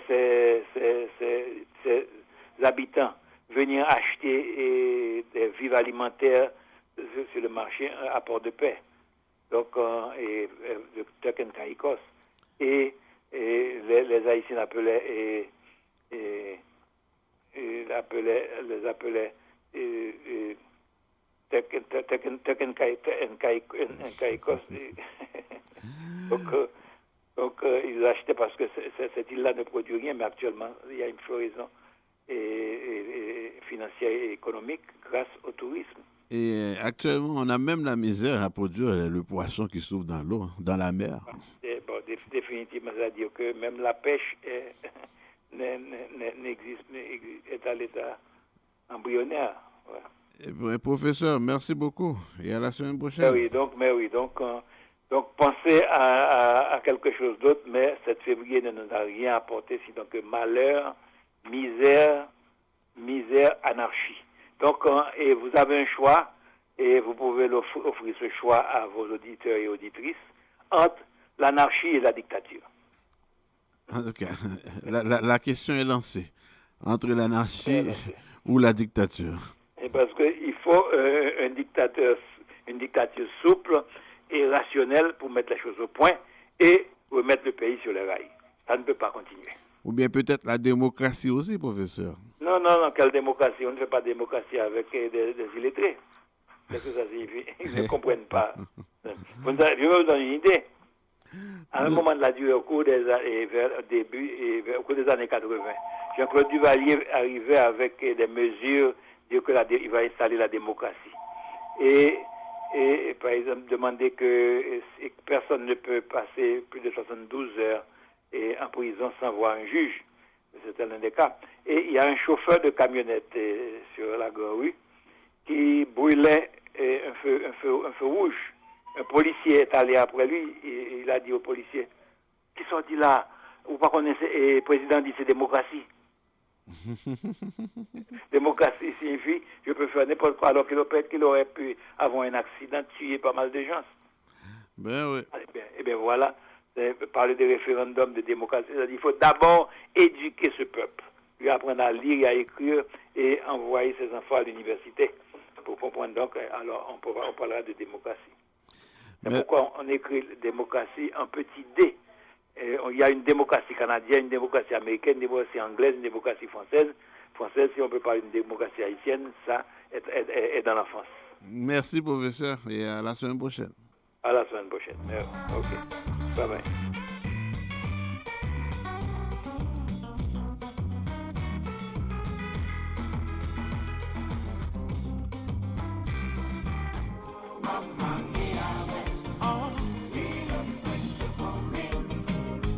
Restaurant Flam Flam, bonjour. Bonjour monsieur, avez-vous du griot? Absolument, madame, c'est notre spécialité. Et je tiens à vous annoncer qu'à l'achat d'un plat de poulet ou de griot au prix régulier, vous obtenez 50% de rabais sur le deuxième plat. Waouh, c'est intéressant. Bien sûr, et je tiens également à vous annoncer que le vendredi et samedi, nous avons du lalo et ce même samedi, le bouillon consommé. Et où êtes-vous situé? Nous sommes situés au 5808 Charleroi à Montréal-Nord, près de la Cordaire, en arrière du Canadian Tire, à côté du Walmart. Faites-vous aussi la livraison? Pour la livraison, ça oui madame. 514-329-7787. 514-329-7787. Restaurant Flap Flap, la cuisine authentique d'Haïti, en plein cœur de Montréal-Nord.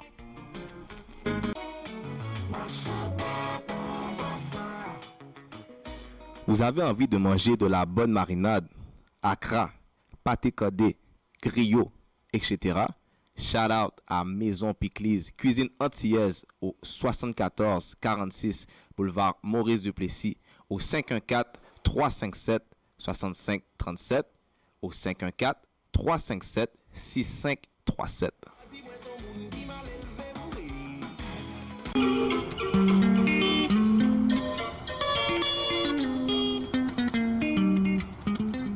Alimentation Caraïbes Plus, situé au 77-84 boulevard Lévesque-Est, Saint-François, Laval.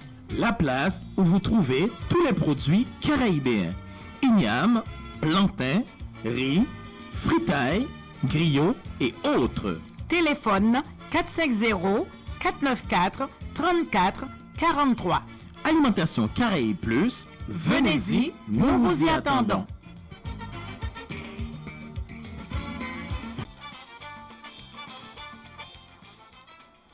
Garage JDS Dumont. Pour tous les bobos pour votre auto, mécanique, débosselage, peinture, 10 801 Quentin, Montréal-Nord, 514-325-1205, 514-325-1205.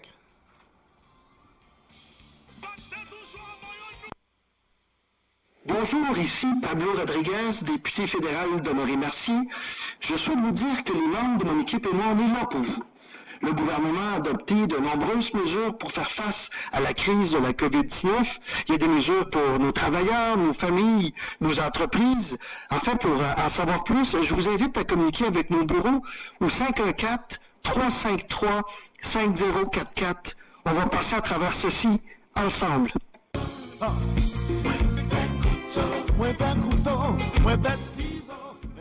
Haïtiens d'Haïti et de l'étranger, ainsi que toutes les autres communautés, désormais, la solution naturelle à vos problèmes de santé a une référence. Jean Vauvon Life and Wellness. Jean Vauvon Life and Wellness est une pharmacie naturelle située à Fort Lauderdale en Floride et spécialisée dans la vente en ligne de suppléments et de produits naturels. Pour information, composez le 1-800-910-3532. Par WhatsApp, 954-516-3695. Ou encore, faites un petit tour sur le site internet www.jeanvauvonpharma.com. Pour éviter le bistouri, la solution Jean Vauvon Life and Wellness au naturel. On s'en va en Haïti avec le docteur Jean-Yvon Pierre, avec sa chronique habituelle, la santé, c'est richesse. Avec la santé, c'est richesse. Bonsoir Jean-Gary Cadet, bonsoir Vladimir Gélin, bonsoir Montréal. Salut aux auditrices et auditeurs de la Radio Vertière, particulièrement les fans de la rubrique La santé c'est richesse. Une rubrique patronnée par Mon Argent Mon Comptable, le cabinet comptable de monsieur Jean-Gary Cadet, comptable en professionnel agréé pour tous vos besoins en comptabilité, fiscalité et impôts. Montréal, Québec, téléphone 514 605 62 24. Également patronné par Jean Vauvon Life and Wellness, le magasin en ligne de suppléments et de médicaments naturels au service des Haïtiens d'Haïti et de l'étranger. Téléphone 1-800-910-3532, www.jeanvonvonpharma.com. C'est aussi un patronat de la clinique médicale Jean Vonvon, la première clinique moderne de médecine naturelle dans le Nord-Ouest, rue Amiral Kilik, numéro 28, Port-de-Paix, Haïti. La santé c'est richesse vous est présentée par Dr Jean-Yvon Pierre, docteur en médecine chinoise et acupuncture, ingénieur agronome, avec la collaboration de Hérodia Lazare et Rose Ivan Pierre. Aujourd'hui, nous allons vous parler des vertus médicinales du tamarin. Le tamarin, de son nom scientifique Tamarindus indica, appartient à la famille des fabacées. On peut le préparer et le consommer sous plusieurs formes, dont décoction, tisane, macération, infusion, confiture, sirop, gel et jus. La pulpe du fruit et l'écorce sont utilisés en phytothérapie. Le tamarin est riche en minéraux tels que calcium, phosphore, fer, sodium, potassium et des vitamines B1, B2, B11, PP et vitamine C. Le tamarin facilite le transit intestinal et améliore la digestion. Riche en antioxydants, il joue un rôle dans la prévention du cancer en neutralisant les radicaux libres responsables des maladies cardiovasculaires, du cancer et du vieillissement prématuré. En cas de bronchite, inflammation des bronches, il est utilisé comme expectorant naturel ainsi que pour soulager d'autres problèmes respiratoires. Le tamarin est un antiseptique naturel qui permet de traiter les troubles urinaires, en particulier l'inflammation de la vessie ou cystite. Carminatif et anti-infectieux, le tamarin permet de soulager les problèmes digestifs et intestinaux tels que ballonnement, flatulence et diarrhée. Grâce à ses propriétés bactéricides et antifongiques, le tamarin favorise la cicatrisation des plaies et permet de soigner différents problèmes de la peau, que ce soit des infections, des dermatoses surinfectées et des plaies. Le tamarin est aussi utilisé pour soulager les personnes souffrant de gingivite, inflammation des gencives, sous forme de bain de bouche. Réputé comme une plante aux vertus multiples, le tamarin est utilisé pour une multitude de problèmes de santé dont le refroidissement, la constipation légère, les maux de gorge, la conjonctivite, les coliques biliaires, les infections des voies respiratoires, l'hypertension artérielle, la fatigue, la dysenterie, pour stimuler l'appétit et stimuler le foie. Enfin, le jus de tamarin est vivement conseillé pour diminuer les nausées et les vomissements chez les femmes enceintes. Et pour finir, songez que les informations divulguées au cours de cette rubrique le sont à titre éducationnel et informatif seulement et ne peuvent remplacer en aucune façon une séance de consultation médicale. Pour toutes vos questions, n'hésitez pas à nous contacter par WhatsApp au numéro 954 516 36 95. Merci de votre fidélité et à la semaine prochaine pour une rubrique pareille, même heure, même station. Radio Vertière, à l'heure de mon argent, mon comptable.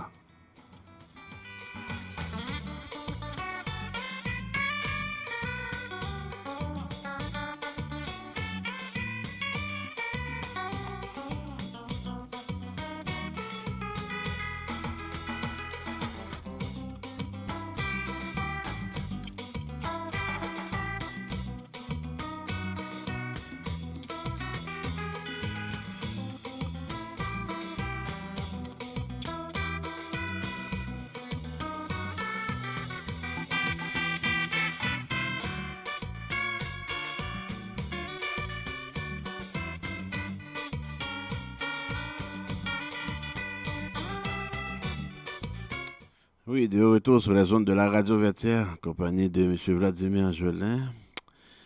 Et M. Jelin est en Haïti.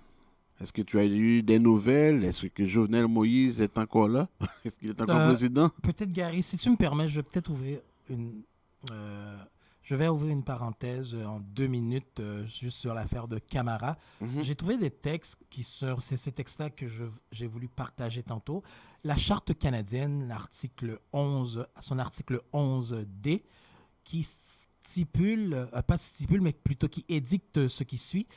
Tout inculpé a le droit d'être présumé innocent tant qu'il n'est pas déclaré coupable, conformément à la loi, par un tribunal indépendant et impartial à l'issue d'un procès public et équitable. Donc, la présomption d'innocence. Puis, dans la Charte québécoise, on parlait tantôt de l'université polytechnique qu'il a congédiée. Écoute bien ce que dit la Constitution, le texte quasi-constitutionnel de la Charte québécoise. À son article 18.2, nul ne peut congédier, refuser d'embaucher ou autrement pénaliser dans le cadre de son emploi une personne du seul fait qu'il ait été déclaré coupable d'une infraction pénale ou criminelle si cette infraction n'a aucun lien avec l'emploi ou si cette personne en a obtenu le pardon. Tu vois, donc les gens vont un peu vite par moment et je conclus avec les articles toujours de la Charte québécoise. À son article 33, tout accusé est présumé innocent jusqu'à ce que la preuve de sa culpabilité ait été établie suivant la loi. Donc, lorsqu'on parle d'état de droit, Gary, il faut vraiment utiliser que l'état de droit soit fait de façon de façon la plus juste et la plus transparente possible. Voilà. Mais disons que dans l'affaire Camara, il y a quand même eu un état de droit. Est-ce qu'ils se sont trompés? Oui, mais mieux était de ça. Écoute, mais c'est quand même eux autres qui ont quand même décidé qu'il était innocent quand même. Oui, mais après coup, c'est a posteriori, ce n'est pas a priori, parce que ça, je suis tout à fait d'accord avec toi. Quelqu'un a droit a priori à la présomption d'innocence. C'est a priori, ça, la présomption d'innocence. Okay. Lui, il a été a posteriori. Donc, 6 jours en prison, 6 jours, 5 nuits en prison. Honnêtement, j'ai jamais fréquenté une prison de ma vie, voire même pas pour aller visiter quelqu'un. Puis, j'imagine il n'avait pas d'antécédent judiciaire. Donc, oui, on peut le prendre la journée même, mais après ça, on lui donne soit un rendez-vous quelconque pour se présenter avec son avocat. Effectivement. En tout cas. Mais ça peut être le cas. En Haïti. Donc, il y a toujours des manifestations en Haïti, Gary, puis semblerait-il qu'on connaît des noms, peut-être plus ou moins ils sont au nombre de 10, les têtes complotistes du coup d'État déjoué de Jovenel Moïse. Il y a eu un coup d'État déjoué en Haïti? En tout cas... non, ça ne m'étonne pas. Ah oui, encore une fois. Depuis ce matin, on parle de ça. Donc, probablement... C'est quoi exactement? Je pense que tu as peut-être reçu l'extrait. Tiens, je fais écouter ça. Dans la zone Kafoumari, ils ont déjà commencé. Je vais citer pour nous caler là. Coulant cette tête-là qui s'allie, c'est la famille Boite, la famille Accra, la famille Mez, la famille Silvera, la famille Dimitri Vob, la famille Dick Crane et la famille Boulos ensemble avec Becket. Net ça c'est eux même qui planifiaient ensemble avec une série d'anciens sénateurs, une série d'anciens députés. Net ça planifié, ils ont demandé pour Jovenel Moïse quitter le pouvoir avant 7 février. Ils ont demandé pour Jovenel Moïse quitter le pouvoir avant 7 février 2022. Ils connaissent effort. Ils connaissent mandat président Jovenel Moïse pas fini 7 février 2021. Ils sont les âmes à gauche à droite. Ils sont dans le ghetto, dans le quartier défavorisé. Mais qui monde qui finançait 10 bandits, ça va citer pour nous là, c'est couler cette tête-là. Couler cette tête-là, c'est que le monopole pays en Amérique. C'est eux-mêmes qui achetaient, c'est eux qui font gros achat, c'est eux qui ont l'argent en Amérique. c'est eux-mêmes qui bloquent le gaz, c'est eux qui vendent gaz. Ça veut dire que l'argent en main. Même si vous bloquez le pays, c'est eux qui fait pays l'autre, c'est eux qui mettent les barricades, c'est eux qui mettent la vie chère, c'est eux qui mettent en bas. Donc, on connaît, même si on finance comme ça, bah 10 bandits ça yo, après, il prend l'autre pays pour entrer comme yo. C'est pour ça.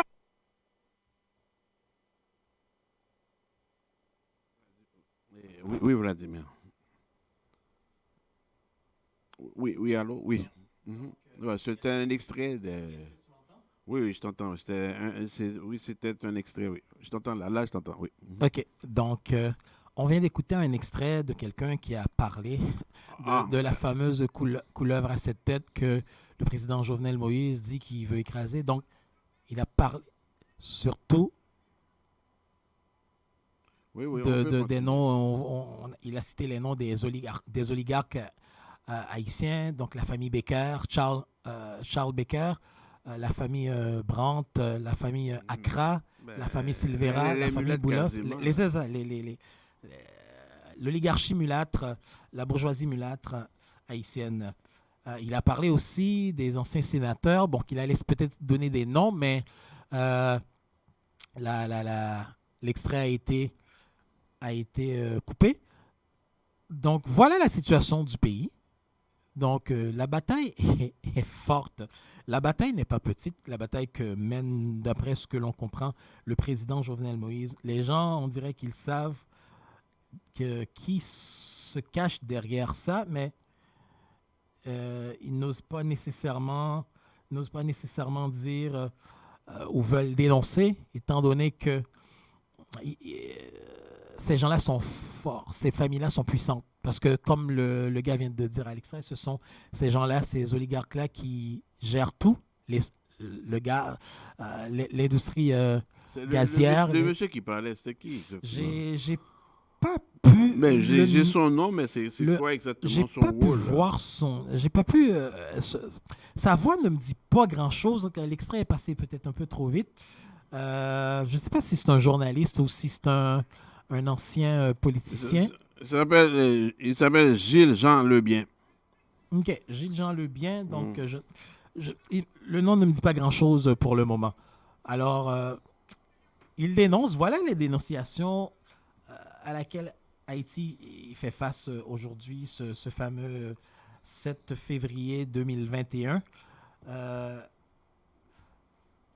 J'ose espérer, si c'est comme ça, le président n'ira nulle part. Puis j'ose espérer que... Moi, je ne comprends pas que le rôle de la bourgeoisie, c'est de faire des créations d'emplois et non des... Il a parlé, il a dit ces oligarques-là sont responsables aussi de kidnapping. Je pense que je l'ai écouté dans l'extrait. Donc, dans ce cas-là, si tel est vrai, si tel est le cas, ça va mal à la chope, là. Ça va vachement mal en Haïti. Rendu là, bon, il se passe tellement des choses en Haïti. Il y a tellement de nouvelles. Des fois, comme disait notre ami, il y a des fake news, là, Donald Trump. Tu sais, comme des fois, il y a des fake news, des fois, il y a des bonnes nouvelles, des fois, c'est des mauvaises nouvelles, on ne sait pas trop. Donc, c'est pour ça que c'est difficile parfois de se prononcer. Et c'est pas parce qu'un monsieur a dit ça que ça veut dire que c'est la vérité aussi. Donc, moi, Vladimir, on va être prudent. Non, c'est sûr, la prudence est toujours de mise, mais comme on dit qu'il y a un proverbe qui dit « il n'y a jamais de fumée sans feu ».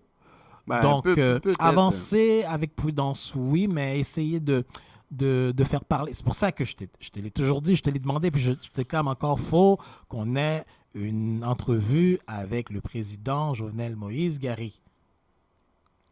S'il est encore président, oui. Il faut avoir une entrevue, en tout cas jusqu'à présent, il l'est, ou avec un haut responsable de l'État. Mais honnêtement, si j'avais le choix, j'aimerais ça que ça soit lui, parce que j'aurais plusieurs questions à lui poser.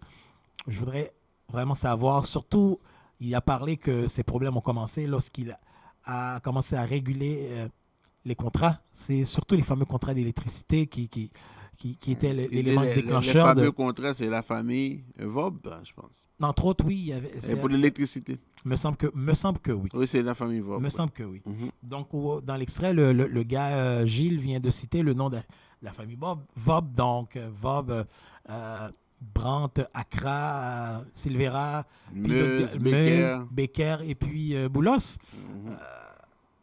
Donc, tu vois, ça devient on ne peut plus urgente d'avoir une entrevue avec le chef de l'État haïtien. Mais c'est triste. Hein? Et qu'est-ce qui se passe en Haïti? Est-ce que ça va changer un jour? J'ose espérer, puis j'ose espérer voir ça de mon vivant. Toutefois, par contre, j'ai écouté l'entrevue tantôt avec Le professeur? le professeur. C'est vrai, je pense que j'ai vu, je me rappelle pas si je te l'avais envoyé, j'avais trouvé une phrase sur Internet qui m'a marqué. Donc, pour parler de démocratie, ça prend l'éducation. On ne peut pas faire de démocratie sans éducation. Et puis, premièrement, l'éducation, la démocratie, c'est une affaire d'une génération ou de plusieurs générations. Donc, ça prend un projet de société à long terme pour Haïti. Minimum 20 ans, en tout cas entre 20 et 50 ans, là. Donc, le temps d'éduquer la population pour amener une génération de gens éduqués, pour comprendre c'est quoi une constitution, pour comprendre c'est quoi les droits civiques, les droits civils, les droits politiques. Hein, Et je vais te poser la même question, Vladimir. L'anarchie ou bien la dictature? Qu'est-ce que tu vas prendre? C'est triste, hein? Comme choix. On dit entre deux mots, on choisit le moindre mal, mais j'abonderai dans le sens du professeur. Il a dit quel président qui n'était pas dictateur? Il n'en a cité que deux. René Garcia Préval et Michel-Joseph Martelly. Ok, j'étais un peu assez surpris. Je pensais qu'il m'aurait parlé des gens un peu plus back in the days dans l'histoire, mais non, quand même deux présidents contemporains des 10 dernières années d'Haïti. Donc, j'aime mieux faire affaire avec un dictateur si je n'ai vraiment pas le choix, un dictateur progressiste. Ben, ça, c'est le mot. Progressiste. Ok.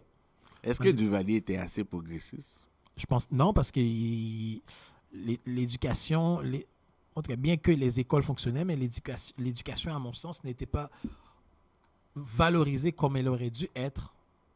Non, lorsqu'on parle de Duvalier, là, on parle du père Duvalier? Ouais, les deux, là. Bon, en tout cas, pour le père, à mon sens, non, parce qu'on parlait de Camoquin, les gens qui étudiaient, donc ces gens-là se faisaient ramasser. Le système de Big Brother. Hein? Genre. Jérémie 1963. Donc, quand même, il était machiavélique. Ah. C'est Machiavel. C'était machiavélique, ouais. Hein? En effet. Ah là là là là là là. Vladimir Camara, l'affaire Camara, qui était supposé d'être à Tout le monde en parle, malheureusement, il est trop ébranlé, il ne peut pas être là. Et ce soir, Tout le monde en parle, mais son avocat va être là.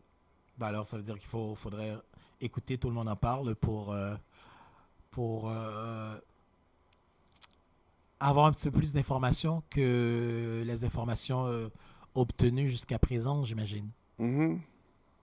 Et puis bon, espérons que...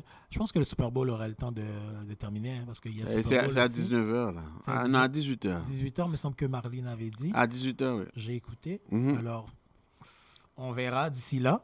On verra. Bon, et le couvre-feu qui devrait se terminer le 8 février, ça va continuer? Le couvre-feu ou... Ah oui, c'était le couvre-feu. Hein? C'était le couvre-feu. En tout cas, on sait que le 8 février. On sait que d'ici le 8 février, ça va continuer jusqu'au 22 février. Regarde, il n'y a rien de nouveau sur le soleil. Par contre, c'est pas mal contesté, hein, tu sais. Il y a plusieurs avocats qui se penchent là-dessus. Entre autres, il y a un avocat, Maître Jean Dury, qui trouve ce n'est pas normal, ce n'est pas légal. Donc, en tout cas, le gouvernement Legault va subir plusieurs poursuites, plusieurs contestations par rapport à ça.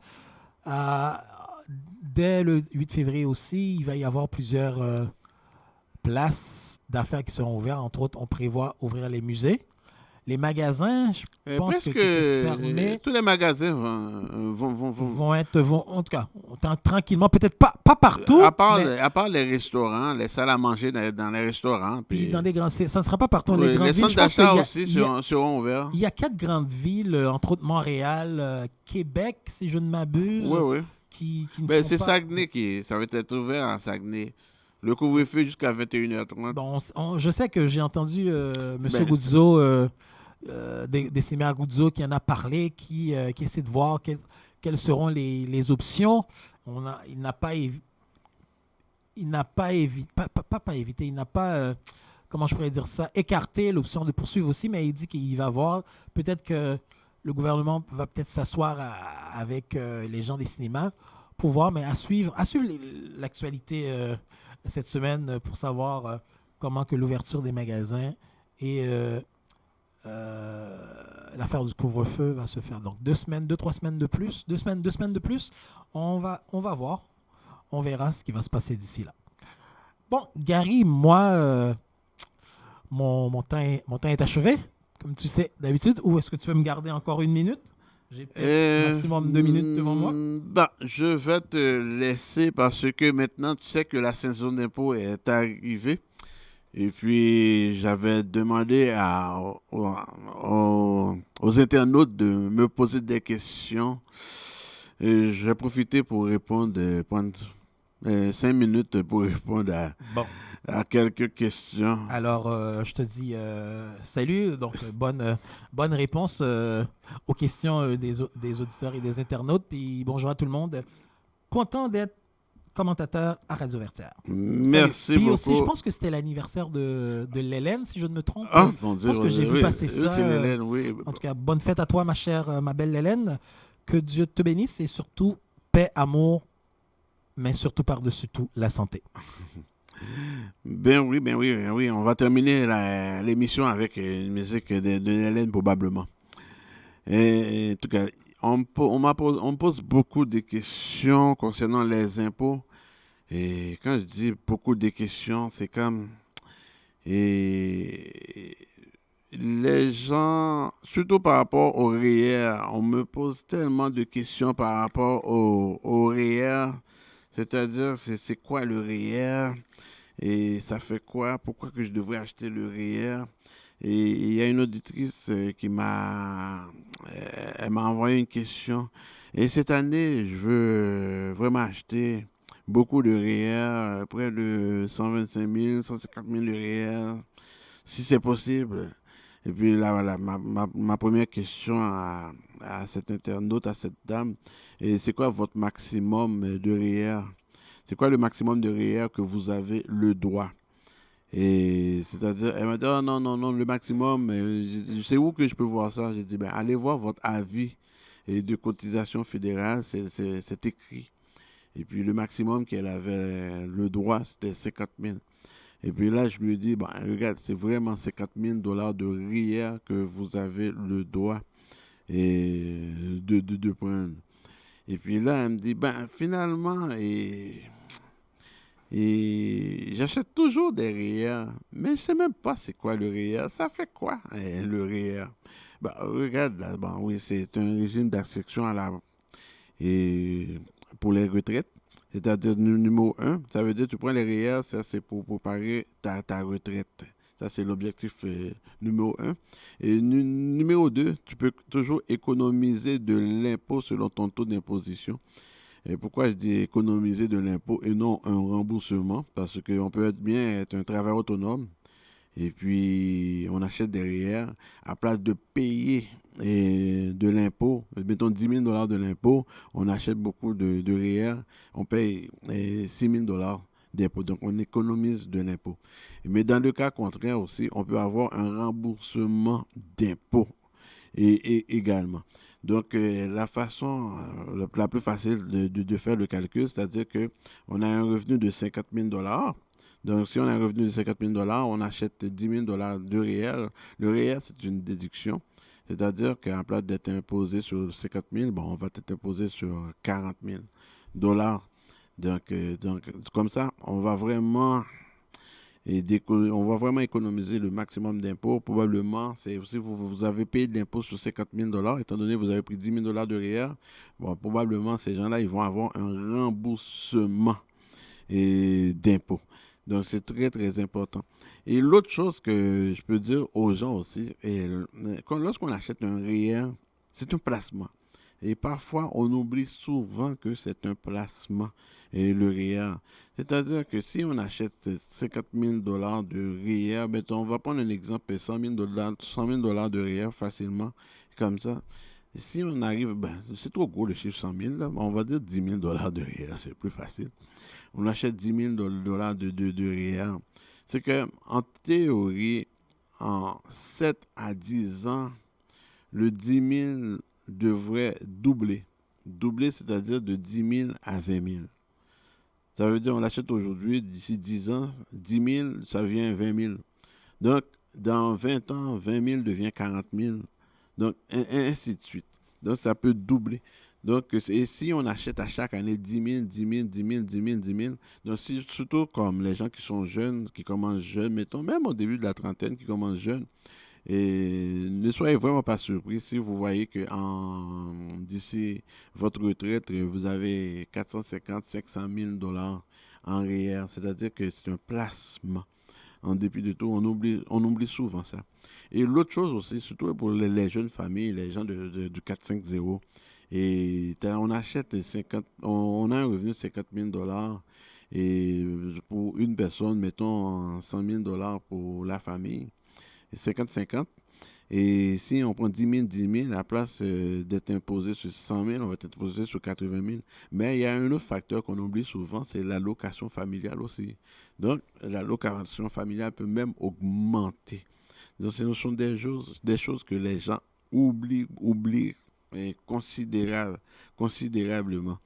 Et l'autre question, si j'ai le temps, vous avez fait du télétravail. Donc, si vous avez fait du télétravail, le gouvernement vous donne l'option, et sans faire signer le document TP 643 et au provincial, et puis à l'ET 2200, je pense, au fédéral, que votre employeur devrait signer avant le 28 février 2021. Et si vous pensez avoir dépensé plus que 400 $, et pour aller chercher cette déduction de 400 $ là, si c'est plus, il faut faire signer ce document-là. Et sinon, tout simplement, vous pouvez l'écrire directement cette année, 400 $ comme déduction et dans votre déclaration d'impôt. Donc, pour le moment, je pense que l'heure est arrivée. Et continuez à nous envoyer vos questions, mesdames et messieurs, comme ça, on va pouvoir vous répondre. Donc, c'est vraiment ça que je pourrais vous dire. Donc, je termine l'émission avec une musique de l'Hélène. Nous pourrons faire ça, encore une fois. Je vais profiter pour te dire, ma chère sœur, bonne fête. Santé, santé, santé.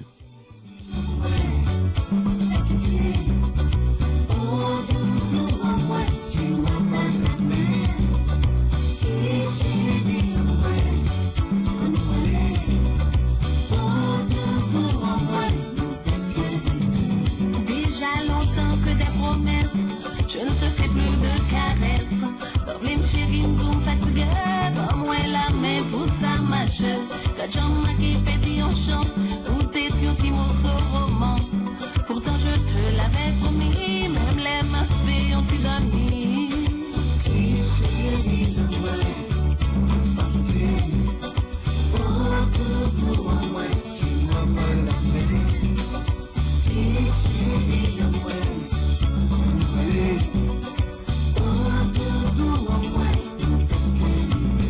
J'ai failli perdre ce bonheur et cela me fait encore peur. Mesdames, ça c'est un petit conseil, monsieur, c'est un coup de soleil.